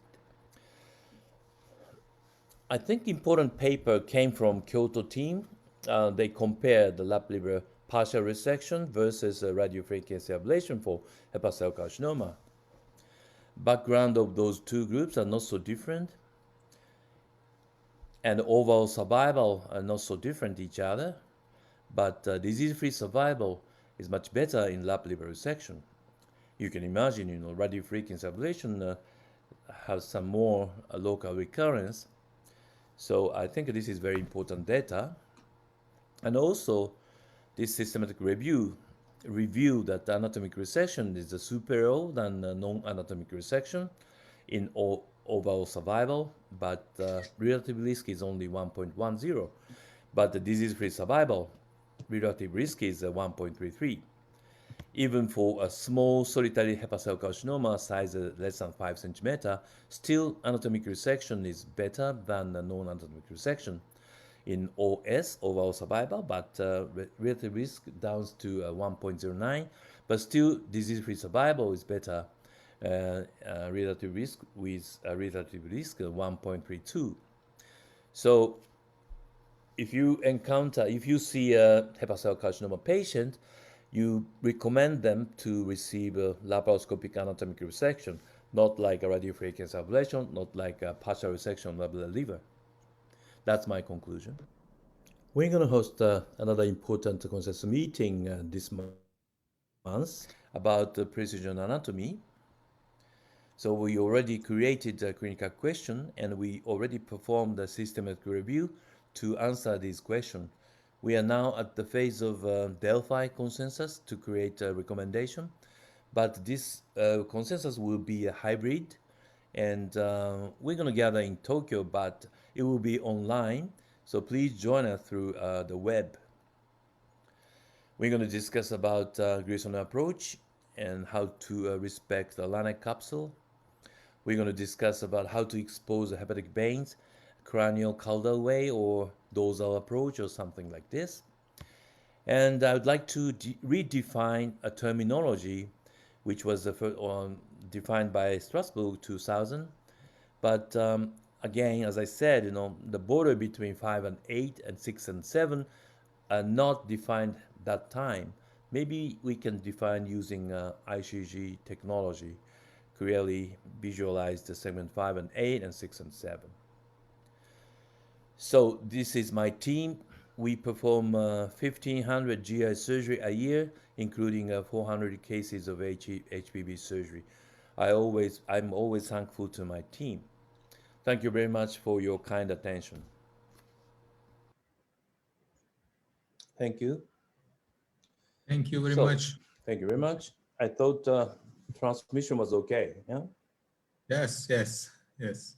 Thank you very much, Professor Wakabayashi, for your nice presentation and informative presentation.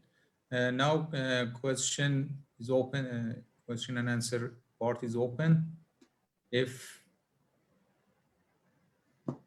you have a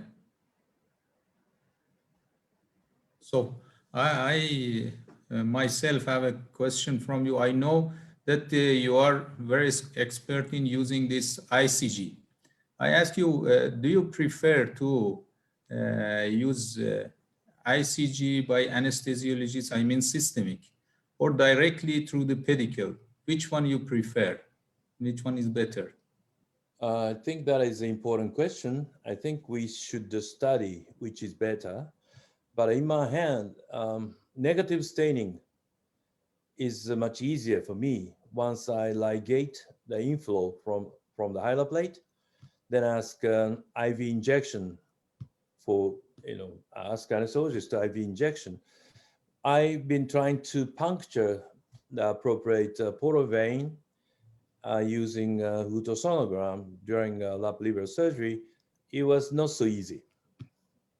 And also, once you enter the nice appropriate portal vein, but speed of injection matters.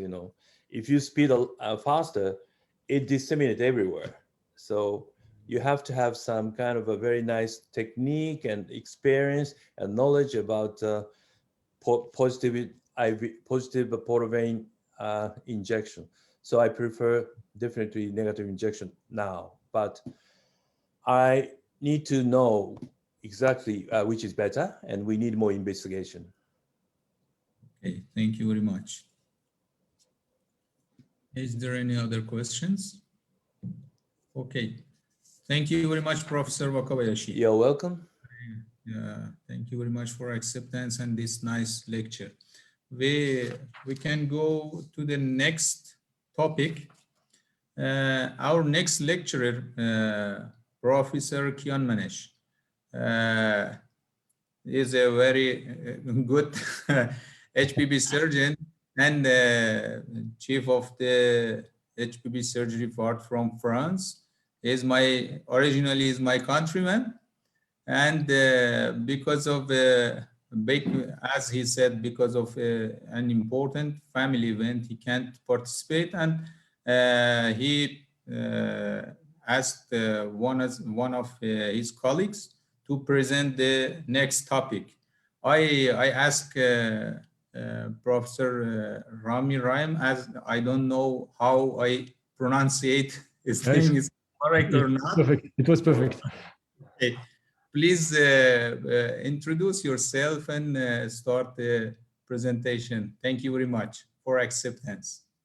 Thank you, Professor Fahar. It's an honor for me today to be among this prestigious presence and presenters. And I'm Dr. Rami Rayem, Associate Professor with Professor Kian Manesh in the HPB Department of France University Hospital. And it will be today, the topic of today is to talk about the modern management of pancreatic adenocarcinoma. Are you seeing the slides? Yes, yes, we have your slides. Perfect. Up. Okay. So, up. Historically, the management of pancreatic ductal adenocarcinoma went through different phases with upfront surgery and no other associated treatment. And then we had the adjuvant chemo and chemoradiation therapy. And now we are going on going through the experience of neoadjuvant treatment before pancreatic surgery. And in the multimodal management of pancreatic ductal adenocarcinoma, there are some side dishes that are of paramount interest to avoid serious complication and alteration of the survival of patients after pancreatic resection. So when we deal with pancreatic adenocarcinoma, it's known that we will have a diagnosis nearly 50% of patients that will present with distant metastasis. And among patients who have not metastasis, we will deal with 50 to 20% of resectable pancreatic ductal adenocarcinoma. In our center in France, we use the MD Anderson staging system to classify tumors as resectable, borderline resectable, and locally advanced, as we know. And with the great experience of upfront surgery in resectable pancreatic adenocarcinoma and borderline resectable pancreatic adenocarcinoma, the experience of referral centers showed that intraoperatively, with upfront surgery, we will deal with 30 to 40% of vascular extension.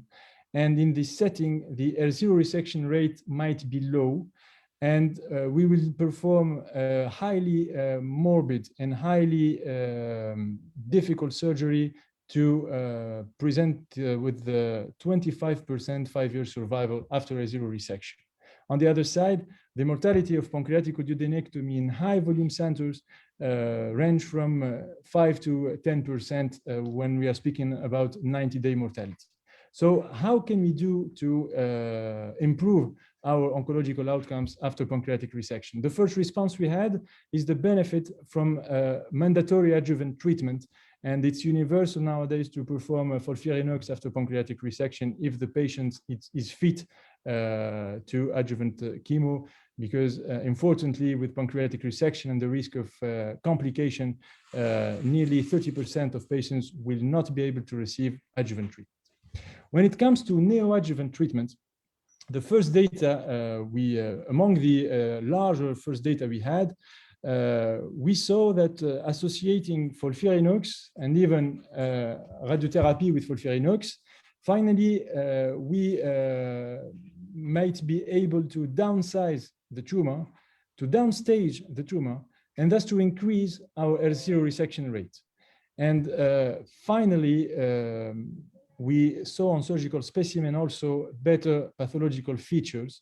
And all this surgery was performed without a significant increase of complication rate and mortality. And in fine, when we compare the two groups of patients who underwent upfront surgery and surgery after neoadjuvant treatment, survival was better in the second. Same findings in another large series. And when we analyze separately the group of borderline resectable pancreatic cancer, we see that with neoadjuvant treatment, only 60% of patients will undergo pancreatic resection. We will have nearly 4% of dropout, mainly because of progression of the tumor during the neoadjuvant treatment, which is a clear key point of a better selection of patients to undergo pancreatic resection. We will have a better survival, obviously, in patients who received, who underwent surgical resection, and especially in the subgroup of patients who normalized CA99 level and in whom no lymph node invasion was found on surgical specimen. When we compare also the results of neoadjuvant treatment for the management of borderline resectable pancreatic cancer versus upfront resection for resectable cancer, in an intention to treat analysis, we will find that maybe there is a slight advantage for the group of upfront resection. But when we do a per protocol analysis with only resected patients, we will see that survival is better in the group of patients who receive neoadjuvant treatment, despite the fact that we are talking about more aggressive treatment from the beginning at the diagnosis. Our colleagues from the Dutch Pancreatic Cancer Group performed a very beautiful meta-analysis 2 years ago in the British Journal of Surgery, in which they compared the upfront surgery with neoadjuvant treatment in resectable and borderline resectable. More than 3,000 patients were meta-analyzed, and nearly 50% of patients received neoadjuvant treatment. We see that resection rate is lower maybe in the group of neoadjuvant treatment, but finally, more L0 resection and more and less lymph node invasion, so maybe more controlled disease after neoadjuvant treatment. And in fine, when we analyze the survival rates, even in an intention to treat analysis, survival was better in the group of neoadjuvant treatment. So what shall we perform in neoadjuvant setting? Shall we do chemo with FOLFIRINOX or associate radiotherapy to chemotherapy, to perform the total neoadjuvant therapy. The initial phase 2 clinical trial of the Massachusetts group reported nearly 50 patients with this strategy, association of chemo with the total neoadjuvant treatment. And finally, 60% of patients received surgical resection, and among them, nearly 97% had L0 resection. So we might be, maybe we are not increasing so much our resection rate, but we are maybe giving us ourselves the opportunity to have better pathological features with maybe more L0 resections with the association of radiotherapy to chemo. The same topic, neoadjuvant treatment in borderline resectable pancreatic cancer from a Japanese group with more than 800 patients, with finally better results of neoadjuvant treatments and better survival in comparison to the upfront surgery group. And when we compare patients who received only chemo to those who received radiation total neoadjuvant treatment, finally the advantage in survival was not so obvious. So when we took this data, there is today no clear advantage in the literature to choose between the two strategies. Radiotherapy also in neoadjuvant setting can be stereotactic. And last year we had this interesting paper from the American group. And the resection rate was 60% with 70% L0 resection, and a clear advantage in resected patients, but especially better recurrence-free survival in patients who had a complete response on the surgical specimen to neoadjuvant treatment. So in France, we are conducting a phase 2 clinical trial to try to have more solid data to choose between upfront FOLFIRINOX or maybe FOLFIRINOX and chemo total neoadjuvant treatment. And the inclusion are still ongoing, and we are really waiting to have the results to choose between the two strategies. A short slide about another regimen of chemotherapy that had encouraging results coming from Japan also with the association of gemcitabine to paclitaxel. And we see that in this group also survival rates were better than the upfront surgery group. So maybe also it's another possibility of chemo regimen in patients with borderline resectable pancreatic cancer. Now, when we talk about locally advanced pancreatic cancer, the problem is more complex. Strategy and therapeutic sequences have to be more aggressive to potentially get the possibility of surgical resection at the end. And surprisingly, 2 years ago, we had this international survey of current practice for locally advanced pancreatic cancer. And even in high volume centers, 70% of HPB experts refer locally advanced to FOLFIRINOX without radiation therapy. And after chemotherapy, less than 50% of patients will go to the operating room for exploratory surgery. And especially in the setting of oligometastatic disease, despite stabilization of the disease with neoadjuvant treatment, less than 15% will go to exploratory surgery. But when we see thoroughly the data about locally advanced pancreatic cancer, finally, we see that in comparison to borderline pancreatic cancer, we have only 20% resection rate. And obviously, the survival was better in the resected patients, especially in those without lymph node invasion and with L0 complete resection. And it is the only way to achieve a prolonged survival, 35 months of median survival in this year.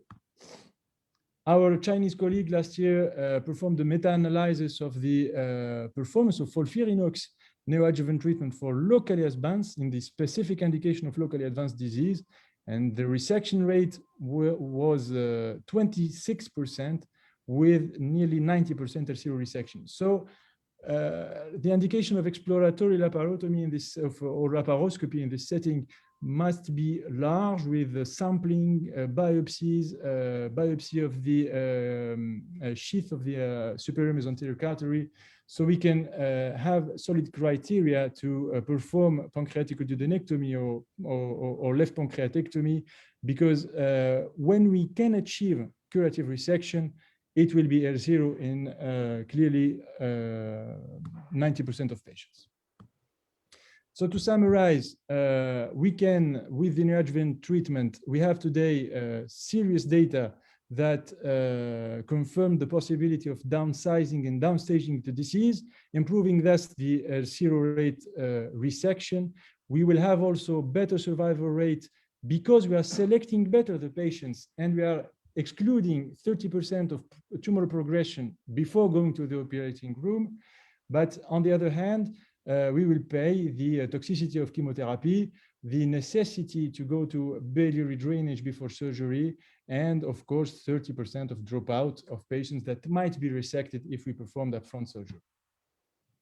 Another advantage of potential advantage of neoadjuvant treatment is the possibility of reducing the rate of postoperative pancreatic fistula. And this is a meta-analysis of last year that showed this result. And it is an important fact because we know today the negative prognostic impact of the occurrence of a postoperative pancreatic fistula on survival, especially in the neoadjuvant setting. When it comes to resectable pancreatic adenocarcinoma, data are scarce. And among the first paper that raised the interest to potential role of neoadjuvant treatment before pancreatic surgery in resectable adenocarcinoma is this series that from the United States that suggests a benefit in survival in patients with a stage 3 pancreatic adenocarcinoma of the distal pancreatic adenocarcinoma. And last year, we had this national cohort of distal pancreatectomy from the US. And the authors found that neoadjuvant chemotherapy, and they took only early stage left-sided pancreatic adenocarcinoma. And the authors concluded that on multivariate analysis, neoadjuvant chemotherapy was beneficial to survival, was an independent prognostic factor to have better survival after pancreatic resection. Shall we do chemo alone or total neoadjuvant treatment? No clear advantage from total neoadjuvant treatment for resectable pancreatic adenocarcinoma. And maybe in this indication in particular, we will have more morbidity and more mortality to counterbalance no benefit in survival. So when we analyze finally the potential benefit from neoadjuvant treatment in resectable pancreatic cancer, we see that we might have more SEO resection, less lymph node invasion, and thus maybe a slight improvement of survival, but no clear conclusion can be withdrawn. And to refine maybe our selection criteria and the group of resectable pancreatic cancer, we can use this Japanese paper that showed last year that patients with high rate of CA99 level with authentic resectable pancreatic adenocarcinoma who underwent upfront surgery had worse survival in comparison to borderline adenocarcinoma. So maybe in our indication for neoadjuvant treatment in resectable pancreatic adenocarcinoma, CA99 level is crucial, and high level might be a beneficial or an indication for neoadjuvant treatment. In France, also, we are conducting a phase 2 clinical trial to compare upfront surgery to neoadjuvant chemo. And this phase 2 trial, Panache, is ongoing, and we are also waiting for results. Coming to the preoperative assessment in pancreatic surgery, especially after neoadjuvant treatment, nowadays, all HPB surgeons are aware of the importance of performing liver MRI with diffusion-weighted imaging to diagnose occult metastases that are not visible on CT scan.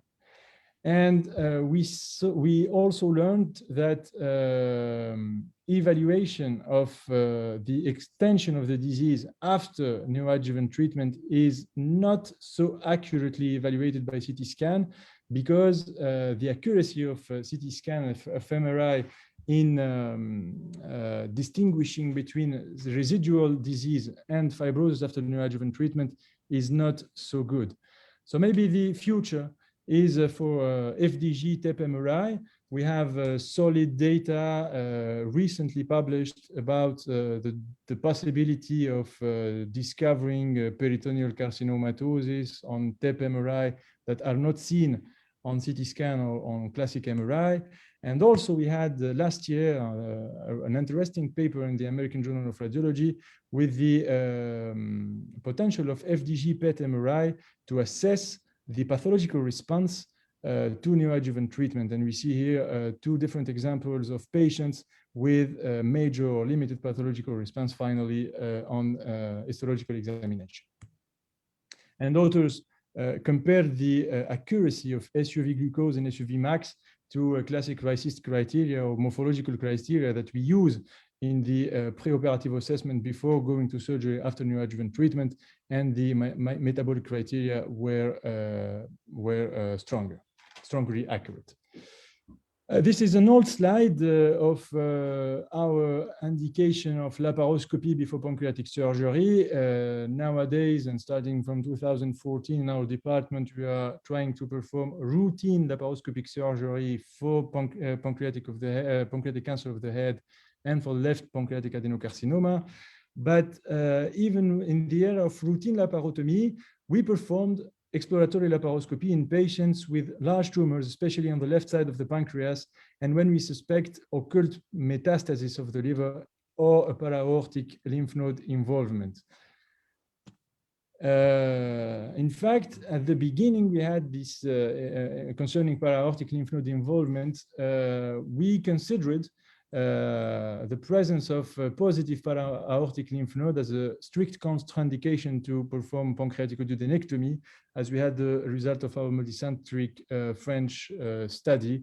But after that, we had the Japanese point of view, and we saw that finally there is maybe a small group of patients that might benefit from pancreatic resection, especially if the CA99 level is lower than 350. And now we are performing sampling of the 16th lymph node station with frozen section only in patients with a higher level of CA99. After pancreatic surgery, when the patient is fit, adjuvant chemotherapy is mandatory even for early stage pancreatic cancer. And we can use chemo with FOLFIRINOX or even the association of radiotherapy. But we are now starting to have solid data about the real place of adjuvant chemotherapy in the era of neoadjuvant treatment. And last year, we had this nice publication from the EHBPA group that finally found no difference in survival in patients receiving or not adjuvant treatment after, of course, neoadjuvant treatment. But when they perform the subgroup analysis, only patients with positive lymph nodes on surgical specimen really benefit from adjuvant treatment So maybe we are in the near future, we will do as we did for the rectal cancer, and maybe patients, only patients with lymph node involvement will receive adjuvant treatment after neoadjuvant FOLFIRINOX.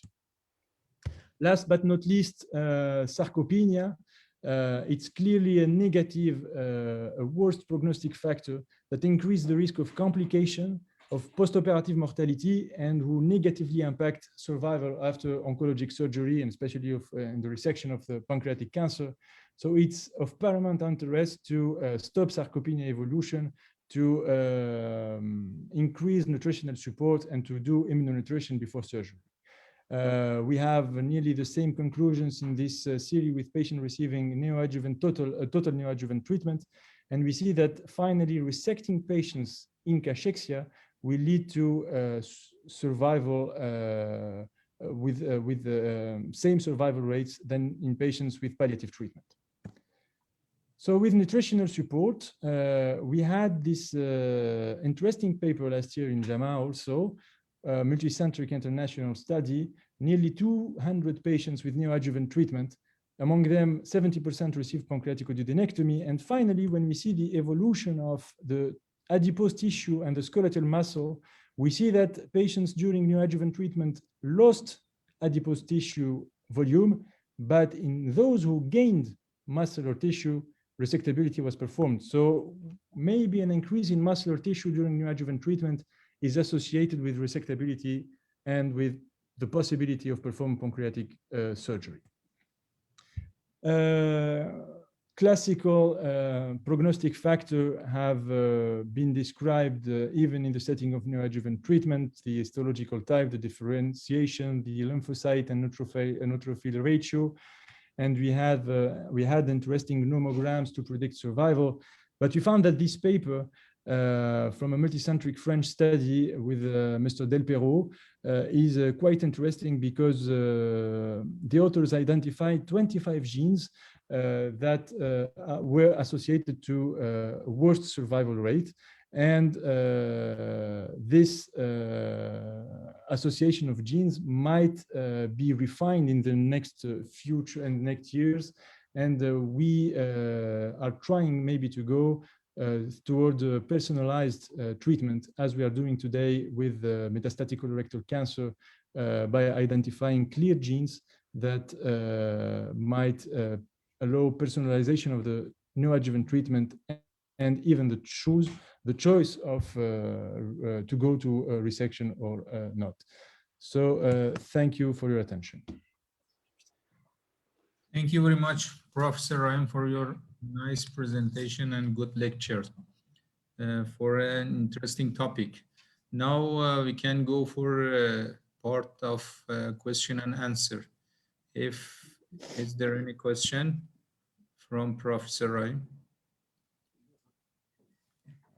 I lost the, how can I do? Up, yes, okay. Okay, is there any question?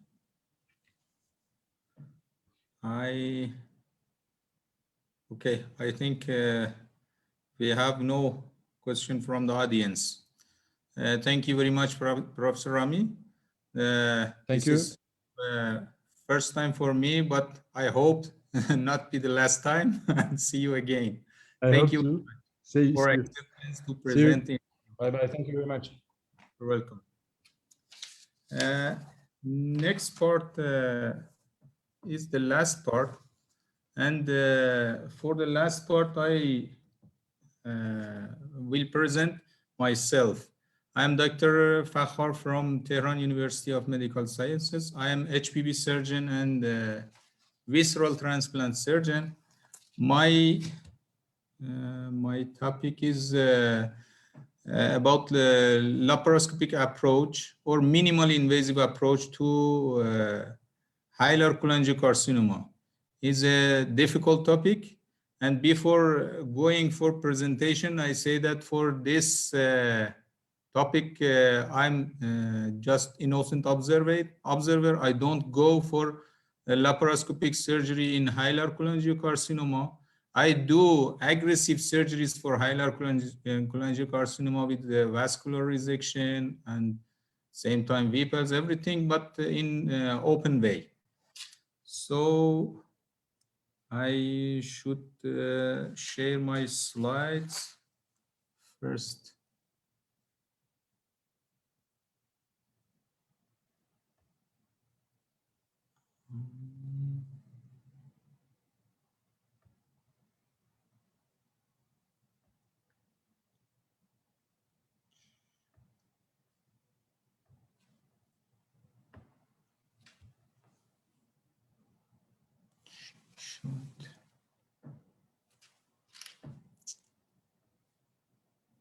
Sorry.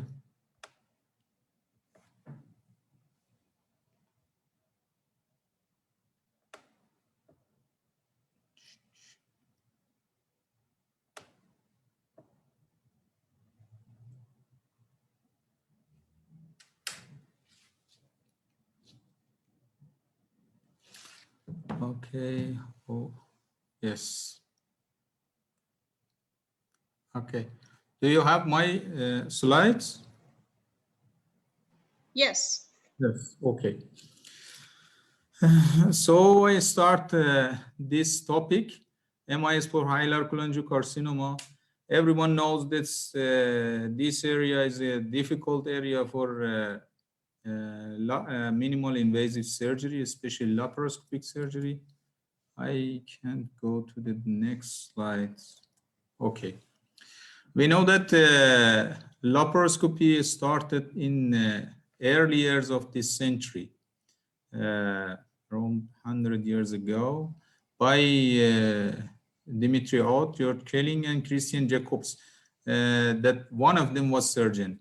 And after that, after 80 years, in 1983, at that time, scopy was just for seeing the peritoneal cavity, like cystoscopy.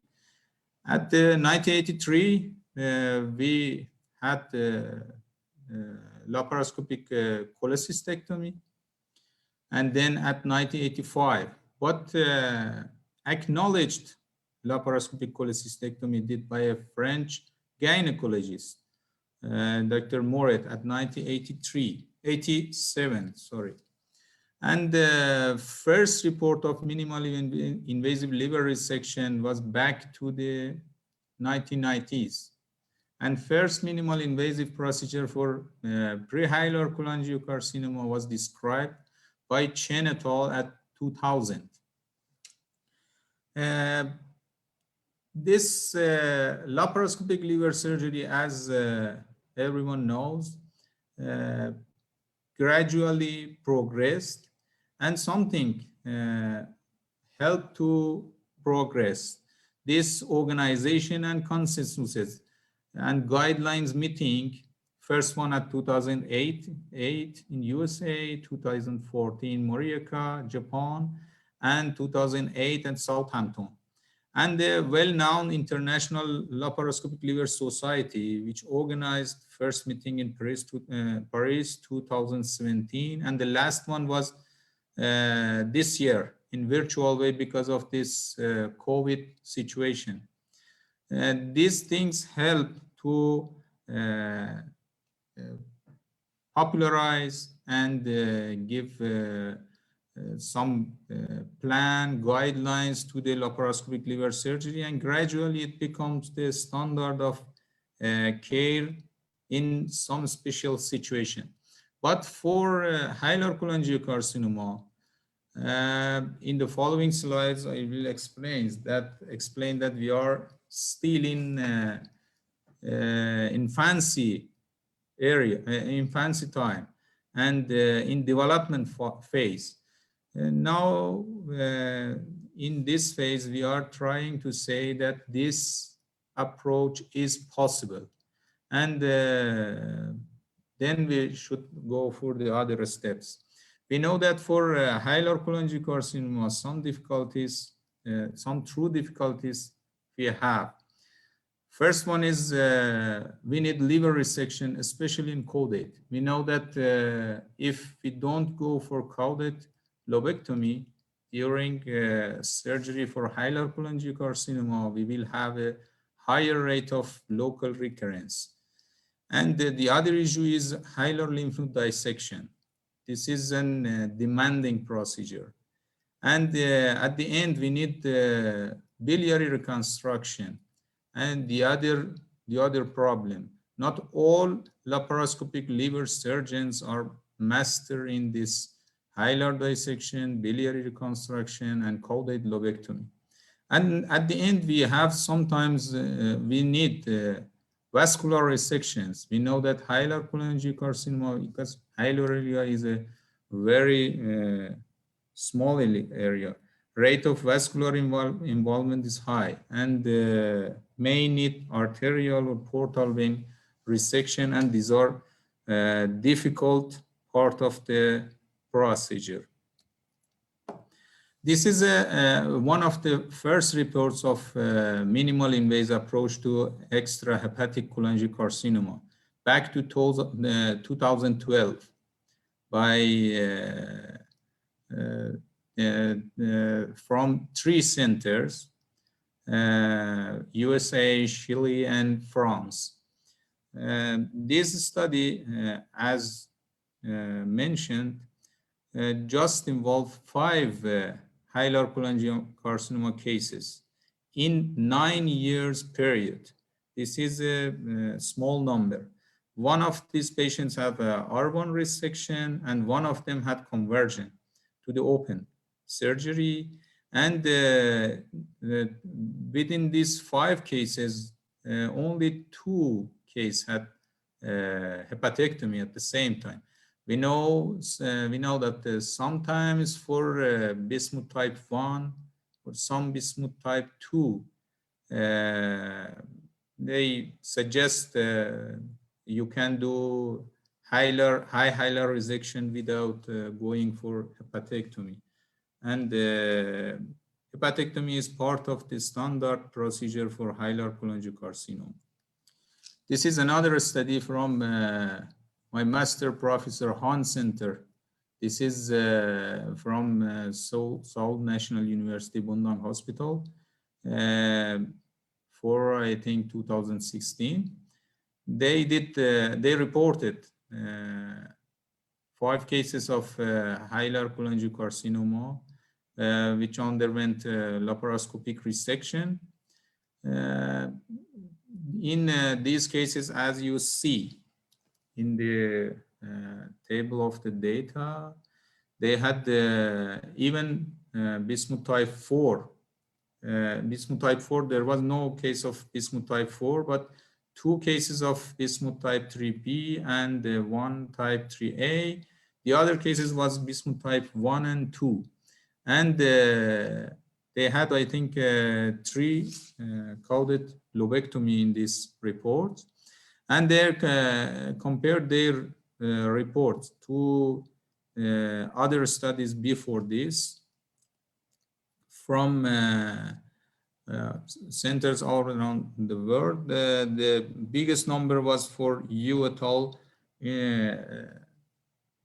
Was 14 cases of laparoscopic liver surgery. 7 of them was hilar resection, and from the others, just 5 hepatectomy did, no coded lobectomy, and in comparison, you see in this study they had 3 coded lobectomies, and but operation time, blood loss, and complication was acceptable.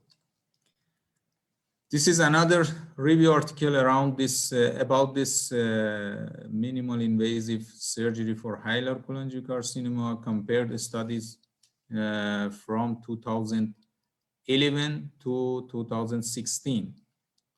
As you see, all of these studies, some of them are repeated from the previous slides, are case series or small case series or case reports. And number of coded lobectomy, we said this is the standard procedure for hilar cholangiocarcinoma, is even smaller than the number of cases. And when you see the bismuth types, most of these cases are bismuth type 1 and 2. And seems that still we have in preliminary phase of minimal invasive approach to hilar cholangiocarcinoma. And when in these studies, when they do laparoscopic liver surgery or less than this for robotic, resection of hilar cholangiocarcinoma for bismuth type 3 and 4. A high rate of R1 resection and R2 resection or conversion to open they encounter. This is another review article, systematic review of these studies. Again, we have a table in this study. Many studies, even robotic resections mentioned in this study.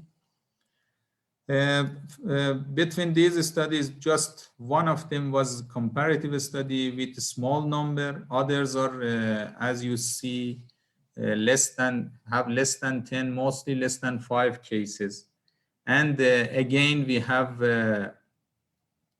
long operation time and not hepatectomy for all the cases, and the other issue is coated lobectomy. In these cases, coated lobectomy is not don't did for all cases, some special cases and some special studies, mostly recently. And this is another review again, but this study is from China. They covered the years 2013 to 2019. From 10 centers in China,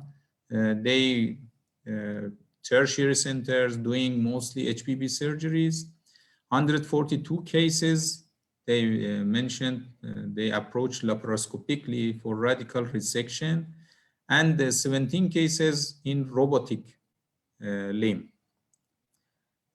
When you see the data in the table, they did hepatectomy with coated lobectomy in 66 cases. Nearly half of the cases, they did coated lobectomy. It means that some of these come from this bismuth type of cases. Most of the cases are bismuth type 1 and 2 in this type of hepatectomy. And when you see extended hepatectomies, again, less than half of cases underwent extended hepatectomies, which usually need during high bismuth type of hilar cholangiocarcinomas. But in post-op complications and hospital stay, these things is in favor of minimally invasive approach. No, and the other interesting point is that they reported no R1 resection in robotic limb. And all these R1 resection was in laparoscopic limb. Short-term morbidity and mortality was better in comparison to open surgery in their centers. And this is another review article recently published.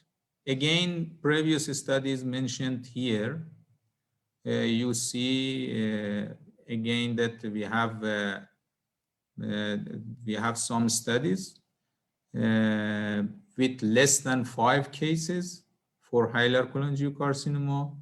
Some of them is a case report, or others are retrospective case series with that they try to do hilar cholangiocarcinoma resection with laparoscopic approach. And again, we see that when we see the operation time and hemorrhage, these items are acceptable and good, even somehow better than open surgery is in hemorrhage or hospital stay. At the end, when we see all these studies and reports, we again found that MIS for hilar cholangiocarcinoma still is in early development phase and need some comparative studies or prospective data to establish as a standard of care, or need a good guideline to shift patients to the laparoscopic limb and open limb according to the preoperative data. Most studies in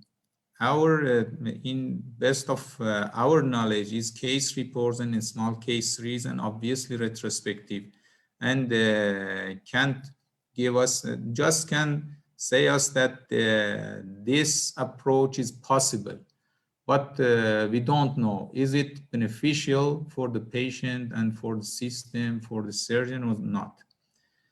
And the other issue is that even trying to do this procedure should be done in high volume centers by expert surgeons and expert team. At the end, it seems that robotic surgery may be better in higher grade tumors. As Professor Amir Khan said, for hilar dissection and doing doing surgery in the hilar area, maybe robotic be better than open surgery. I finish here my presentation, and I'm ready for part of question and answer. If there is any question, I will be ready for it. Thank you very much.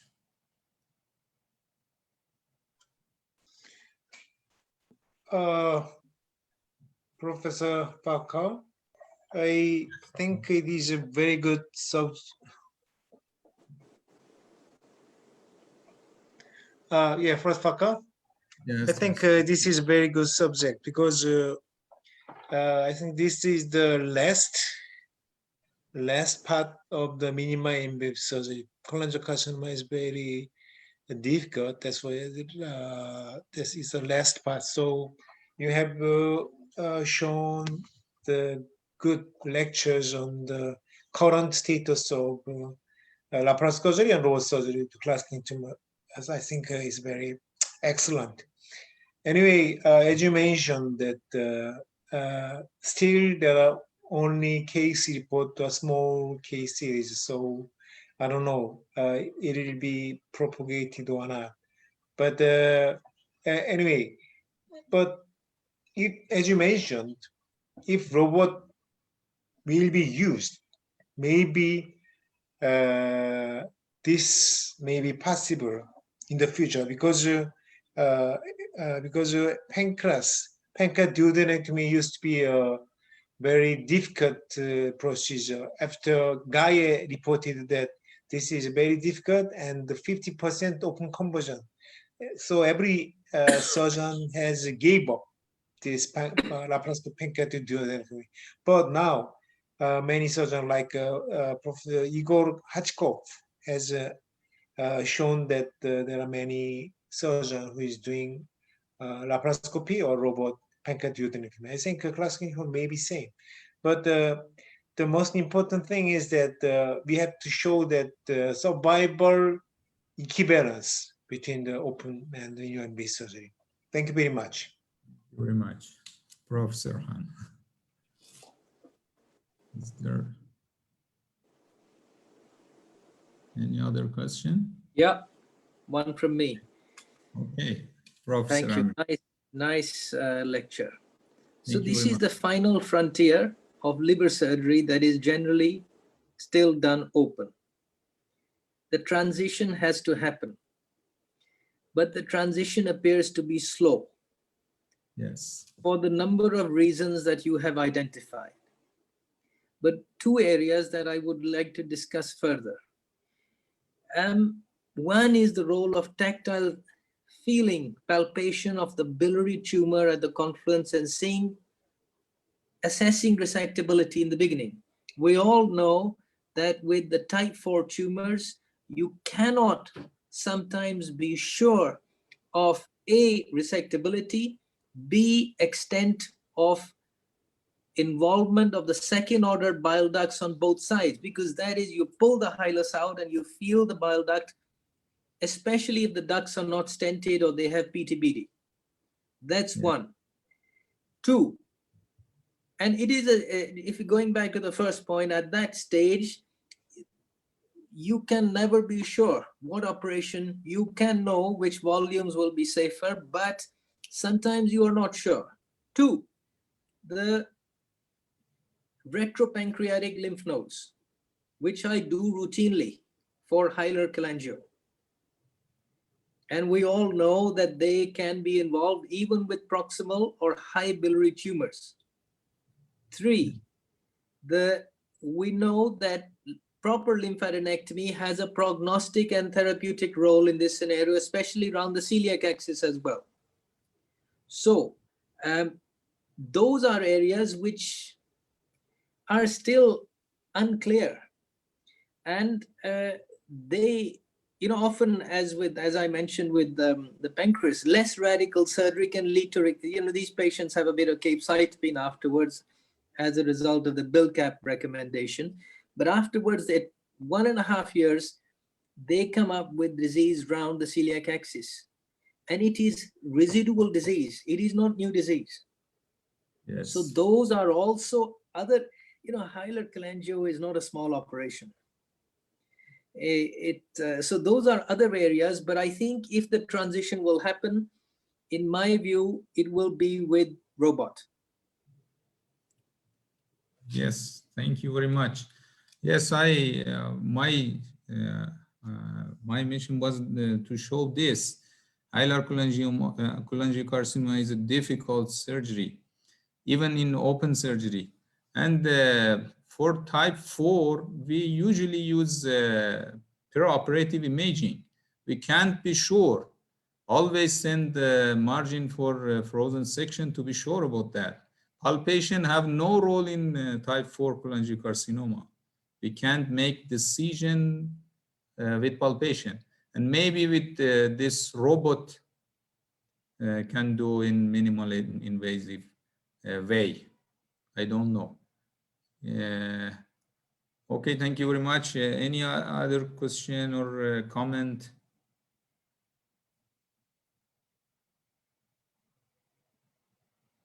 Okay, thank you very much, dear audience and great masters, Professor Amir Khan, Professor Han, my dear master, and other speakers. Professor Khatkov left us, I think, 40 minutes ago. And I should say thanks, Professor Wakabayashi and Professor Kian Manesh and Professor Rami, if I said in correct way. Thank you very much. Hope see you soon and be healthy. Excuse me. Okay. I apologize for interrupting, but if all the participants could start their video, we can take some pictures for the photo album. Okay, that's good. Thank you very much. This is a new way.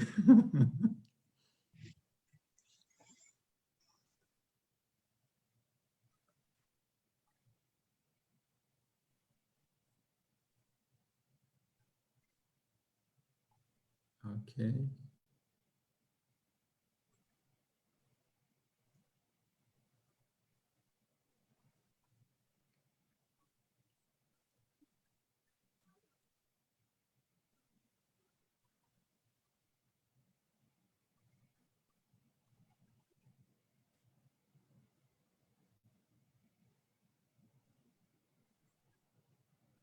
Okay.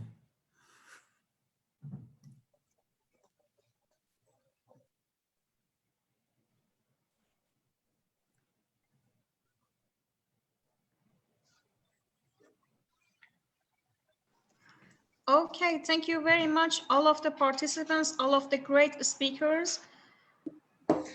Thank you very much, Professor Fakar. Thank you for invitation. See you all, friends. Thank you very much. Thank you. Okay. Thank you very much. So if we can finish, have you anything, Miss Aladini? No, thank you very much, Dr. Fakhar. That would be all. Okay, thank you very much. Be healthy.